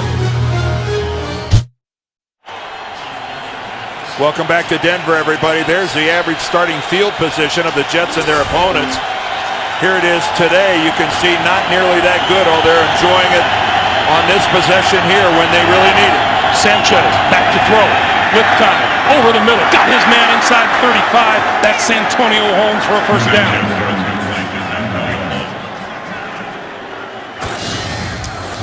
And again, this is all part of the growing up process for Mark Sanchez. His team's trailing. The running game isn't making it happen, and he's going to have to do something with his arm. That time he delivers a good ball to Holmes, who, after faking going downfield, comes back on a little skinny post. The ball was right there. Now from the 32 and a half. Sean Green. Green inside the 30. Lost his helmet. Oh, this helmet display is over. And forward progress will be marked at about the 24-yard line. That'll be about a yard short of a first down. That's a new rule this year. When the runner's helmet comes off, the play is dead immediately. I know it always made for great highlights watching a guy run after he lost his helmet, but needless to say, player safety trumps that.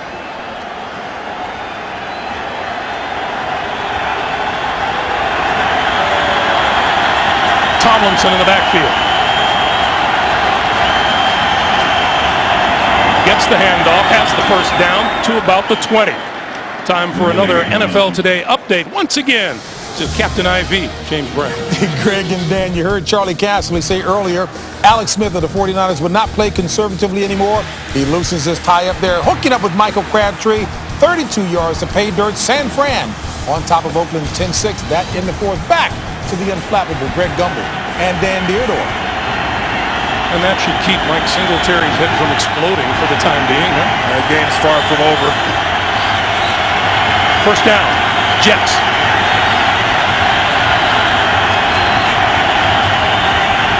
Sanchez, little pump fake, pulls it down, throws, and that is incomplete. Oh, John Sanchez Connor out of the backfield wanted a flag. Sanchez wants the flag. He's going to walk all the way over. Mark, there's not going to be a flag. You might as well get back in the huddle and get a play going. I think DJ Williams is the Bronco here in coverage, and he did have a hold of the jersey a little bit. But Mark, they're not going to throw it. 2nd and 10.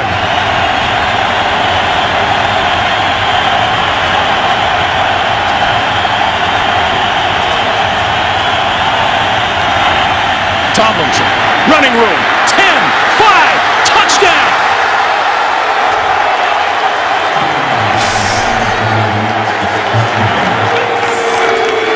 LT's fourth rushing touchdown of the season. And the running game comes to life when the Jets need it most. Well, the old-fashioned stretch play, run to perfection. Watch Mark Sanchez sprint to make this handoff. John Connor out front with a crushing block as he really lowers his head. And then LT showing that burst and able to take it into the end zone. But that is one of those, that stretch play where the quarterback has to haul it to get all the way out there to make that exchange. Nick Folk for the extra point and the tie, and it's good. 8 minutes, 36 seconds to play. Fourth quarter, LaDainian Tomlinson to the end zone, and we're tied at 17. The NFL on CBS is sponsored by Subway Restaurants. Try the newest $5 footlong Subway Club today. And by Verizon, the official wireless service provider of the NFL.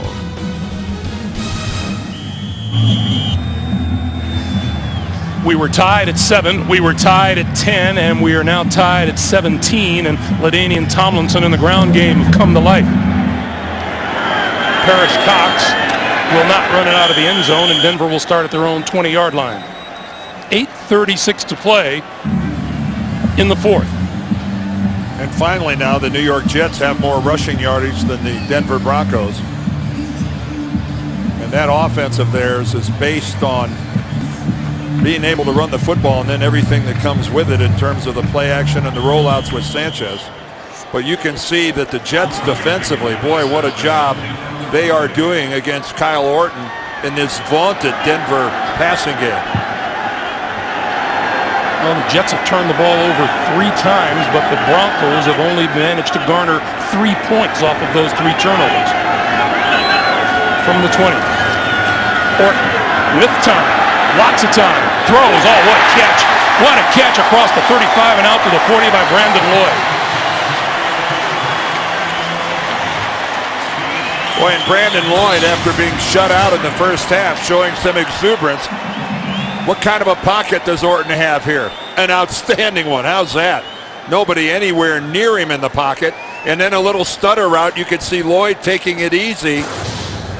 And that ball just floated right in over the top at Leonard. That was an outstanding throw by Orton. Those 3 catches for 54 yards, as you mentioned, Dan, all here in the second half for Lloyd.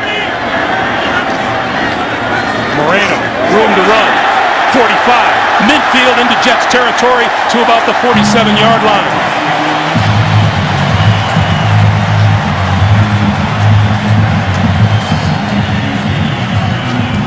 Well, again, in this battle of field position in a tied ball game, a couple of big chunks of yardage for Denver.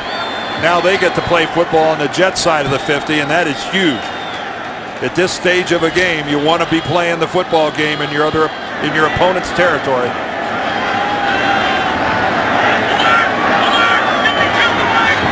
Dead even at 124 yards rushing. We get penalty markers. And a false start, it appears, by Denver. False start. Offense number 68. Zane 5-yard penalty. Beatles. Remains first down. So keep in mind, again, the New York Jets, a Monday nighter, and then coming across country. Rex Ryan brought them in on Friday. All the clocks in the Jets hotel, Eastern time. Well, and just not another Monday nighter, a very emotional game, a huge contest against the Vikings. Maroney to the 48. Clock continues to move. We are under 6:45 to play here in the fourth quarter.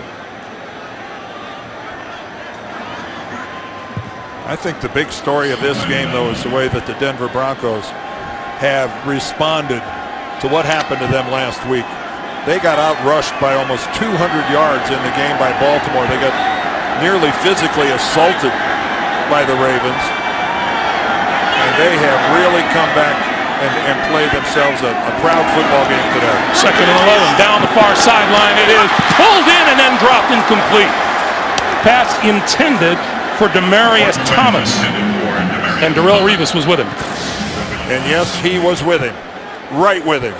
Again, I mean, the only way that ends up being a completion is if Demaryius Thomas, which he nearly does, makes some highlight film grab, because Darrelle Revis is just in absolutely the right place.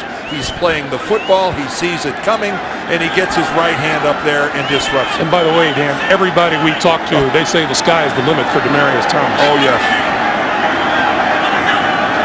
3rd and 11. Orton, big field in front of him, going to take off and get the first down and more, diving inside to the 35-yard line. First down, Broncos. It just opened up. Well, Kyle Orton is not afraid to run the football. He actually had the best rushing average on this entire team coming into this game. And who wants to take a slide when you can dive for it head first? Smart play by Kyle Orton. Tebow into the game. Orton flanks to the top of your screen. Tebow at quarterback. Maroney in the backfield with him. And it's Tebow for a couple. Let's run you right back to James Brown in New York for an NFL Today update. Hey, Greg, you heard Charlie Casserly say earlier Alex Smith was no longer going to be conservative. Earlier, he went 32 yards to Michael Crabtree for a touchdown. This one here, play action to Vernon Davis, 17 yards for the score, capping a 3-play, 80-yard drive, 17-9 San Fran over Oakland. Greg Gumbel, Dan Deardorff. All right, JB, thank you. You know, Greg, a point, when Tebow is running this offense, at some point in time, you got to let him throw it if you really want it to be effective. Tebow on 2nd and 8. Going to keep it to the 30.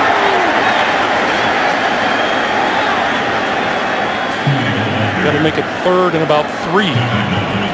Tebow comes to the sideline. Talking about Demaryius Thomas, just to review, first-round draft pick out of Georgia Tech, 6'3", 229.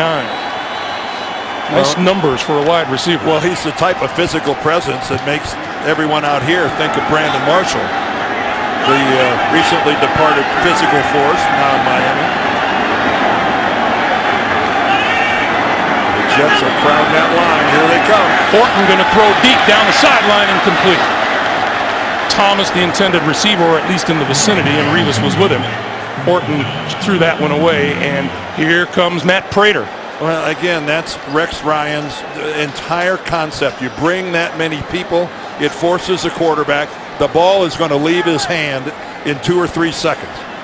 Prater has been good from 59, missed from 49, and this one will be from 48. And keep in mind they had the bad snap on a relatively short field goal in the first half. Good snap. The kick is away, and certainly straight enough and long enough. Broncos with a 20-17 lead. 3:55 to play in regulation.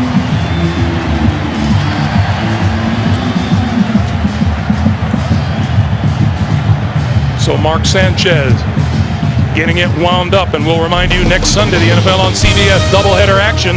Dan and I will be in Miami as the Dolphins play host to the Pittsburgh Steelers, and then at 4:15 Eastern time, many of you will see the New England Patriots out in San Diego against the Chargers.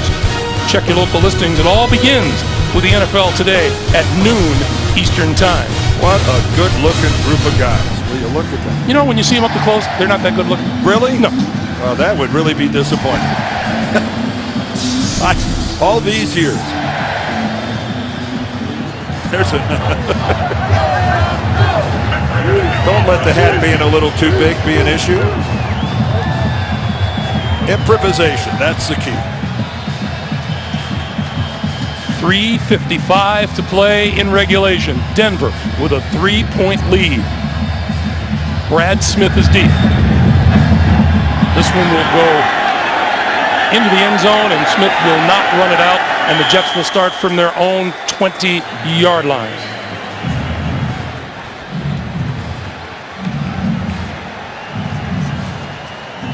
As far as action around the league today, Kevin Cobb, 326 yards throwing for the Eagles, and Aaron Rodgers not far behind him How about Matt Schaub rallying the Houston Texans to victory? Jay Cutler can't get a touchdown on the rushing front. Ivory is having to do all the work in New Orleans with Pierre Thomas being out. He comes up with a big day. Jeremy Maclin for the Eagles. Calvin Johnson, a couple big days. On first down, Sanchez pumps, throws, far side for Edwards, incomplete. Went up and got a hand on it. Ronaldo Hill was covering. Well, Braylon Edwards has a lot of time to run this route because of how long Mark Sanchez has back in the pocket, that he's able to go all the way back to the outside, but this ball just way too high. Braylon Edwards is actually in position where that could have been a completion, but the ball sailed on Sanchez, and this stadium is shaking.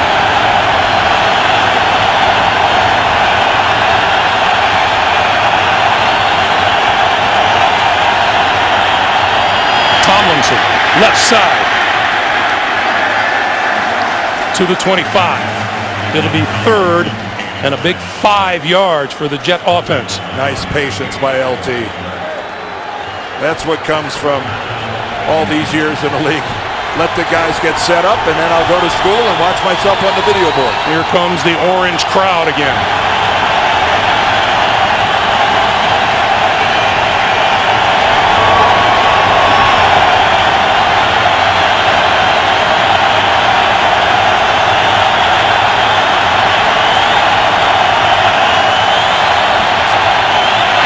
On the slant, that's complete across the 30-yard line to Edwards, and a first down for the Jets. 3 minutes to play. Well, the Jets are in a situation where they only have one timeout remaining. So they're not in a position to be able to give the ball back to Denver and think that they're going to be able to get the ball back with a great deal of time left, with only having one stoppage plus the 2-minute warning. Sanchez throws outside, and that's complete. And out of bounds. That'll stop the clock for the moment. Jericho Cotchery on the receiving end just across the 35-yard line.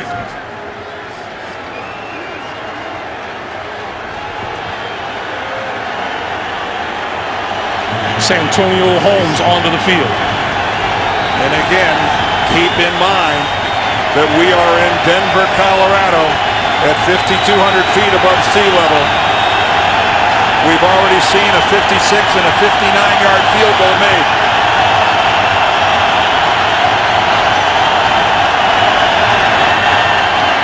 Tomlinson spins away from one tackler, but not able to reach the line of scrimmage. Marcus Thomas, Mario Hagan combining. Well, LT had to make a heck of a move just to get back anywhere near the line of scrimmage. Mario Hagan was 3 yards upfield. 3rd and 8.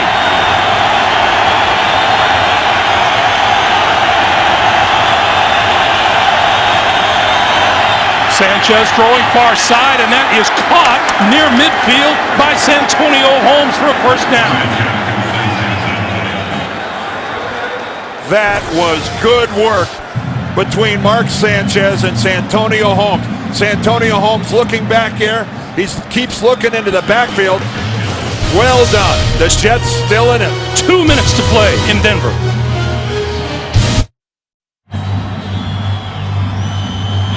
Along with Dan Deerdorf and the rest of our CBS Sports crew, Greg Gumbel. 2 minutes to play in Denver.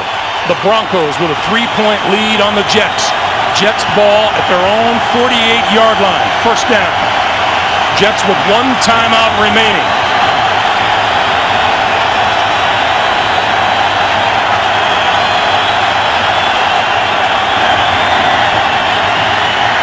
Sanchez over the middle. Tomlinson to the 48 of the Broncos, about a 4-yard gain. If you get down to the 40, you're looking at about a 58-yard field goal. Clock continues to move, a minute 40 to play.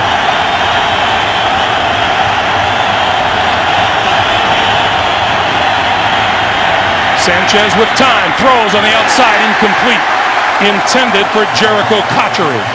Those of you expecting to see 60 minutes, this is the NFL on CBS. The Jets and the Broncos, Greg Gumbel and Dan Deerdorf.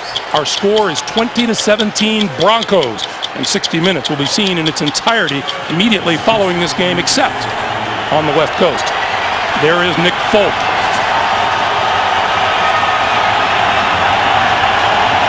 He's had a 56-yard field goal in this game. The Broncos didn't bring pressure last time. They went with a conservative rush.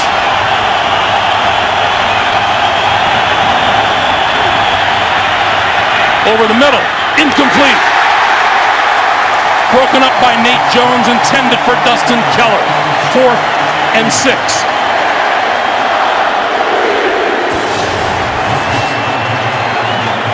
Again, Keller going down the middle of the field and Nate Jones with him, stride for stride. It was a 4-man rush. Plenty of time for Sanchez to set up and deliver, but the coverage was there.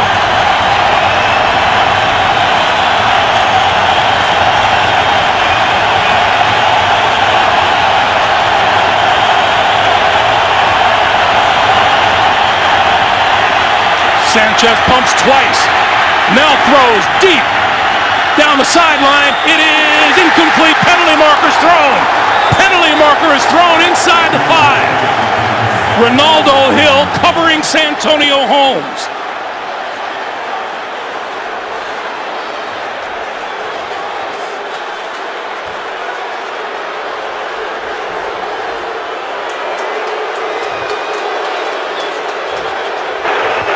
Pass interference, defense number 23, automatic first down.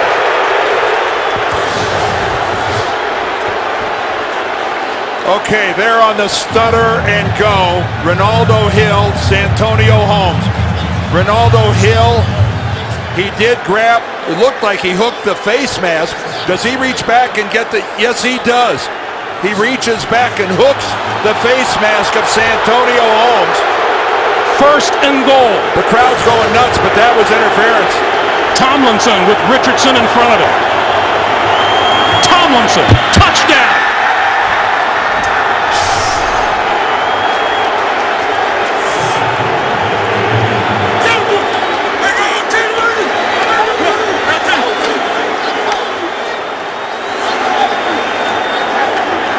Well, a back-breaking penalty against the Denver Broncos. A 46-yard penalty. Put the Jets in position where their offensive line could get it done and just barrel Tomlinson into the end zone. This extra point will put the Broncos out of field goal range as far as tying this game. Folk's kick is good. 1:13 on the clock. 24-20 Jets. Again, just great blocking. Look at Matt Slauson, the left guard, with his block as he's a couple yards back into the end zone. But this all turned on the 4th down interference penalty against Ronaldo Hill. And Mark Sanchez barely got that handoff. He lost his footing and was falling down as he made the handoff to Tomlinson. Let's look at it one more time. Hill's looking at Holmes, not playing the ball. Now he's going to turn around, but he's right here when he hooks back. He grabbed his head. I mean, you could see Santonio Holmes, his face mask, his helmet jerk as Ronaldo Hill grabbed his face. Right there, you can see it that. And Holmes almost made the catch. He did almost make the catch, but there was contact prior to the arrival of the football. Nobody here at Invesco Field likes it, but I think the official was right there and made the correct call. Parrish Cox is deep. Cox will not run it out. And Denver will start from their own 20-yard line with 1:13 to play and 3 timeouts. And tonight on CBS is all new, beginning with 60 Minutes, followed by The Amazing Race, Undercover Boss, and CSI Miami, tonight only CBS.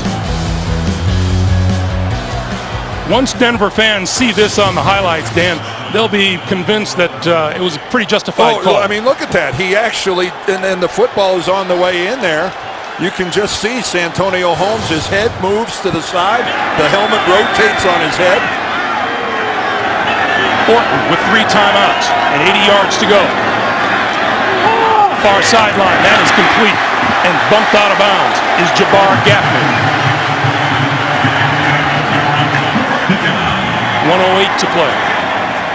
I'm thinking about Jimmy Leonard, the safety for the Jets. All 5'8" of him. He will hit you. If you're going to get anywhere where 36 is close to you, you're going to get a pop.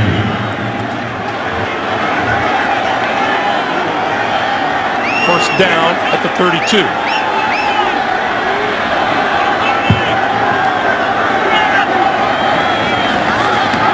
Orton, far sideline, and that is caught across midfield by Brandon Lloyd. Oh boy, throwing into really tight coverage. Cromartie, he couldn't believe this ended up being completed. Geez, that is a heck of a play by Lloyd and a good throw by Orton. And Denver calls a timeout. Well, they have covered a lot of territory in just a couple of seconds.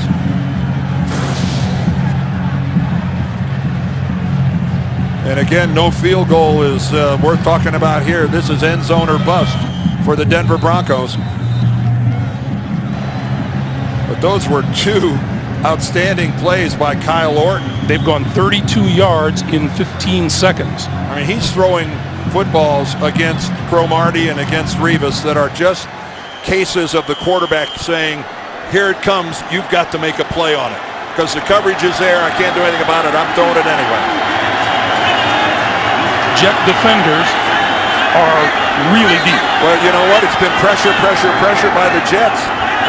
And now it looks like what? Are they only going to come with 3? Yep. Orton, all kinds of time, and now throws deep to the near sideline. It is incomplete. Pass intended for Demaryius Thomas, and Eric Smith was covering. Who, for a while, was really open. By the time the football got there, Jim Leonard was able to, Eric Smith rather, was able to come back and make the recovery. And it looks strange looking at the Jets just sending 3 and dropping 8.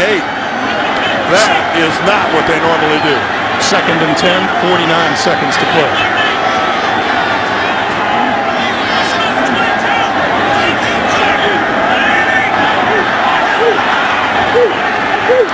Here they come, past this side, and that is caught. Great catch by Jabbar Gaffney.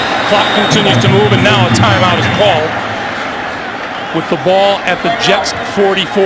And that was more like the Jets. That was more like the Jets coming with a rush where you force the quarterback to make a quicker decision. That's what Orton did, and what a highlight catch by Gaffney. But that ball looked like it hit the ground. You know, we're inside 2 minutes. This is going to, let's see if we can look at that again maybe.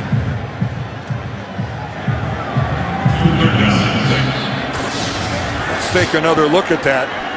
Actually, where it could hit the ground might have been shielded by the body, so we can't really tell from that angle, but there has been nothing from upstairs as yet, and inside of 2 minutes, it's automatic.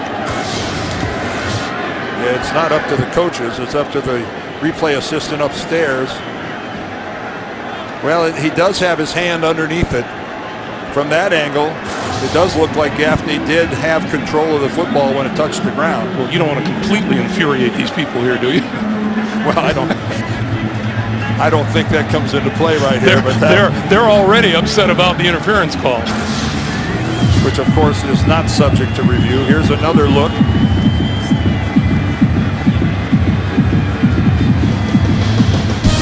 Hand under the football. 42 seconds to play. We'll take a timeout.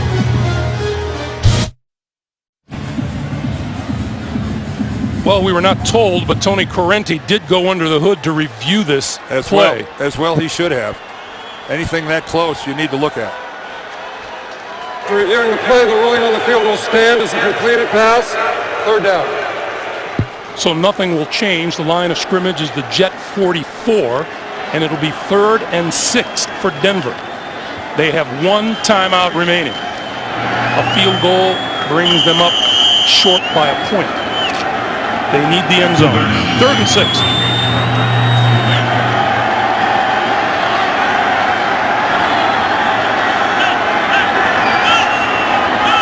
Those of you waiting 60 minutes, it comes your way next, except on the West Coast. Lost the handle. Orton still looking for it. Covered by the Jets.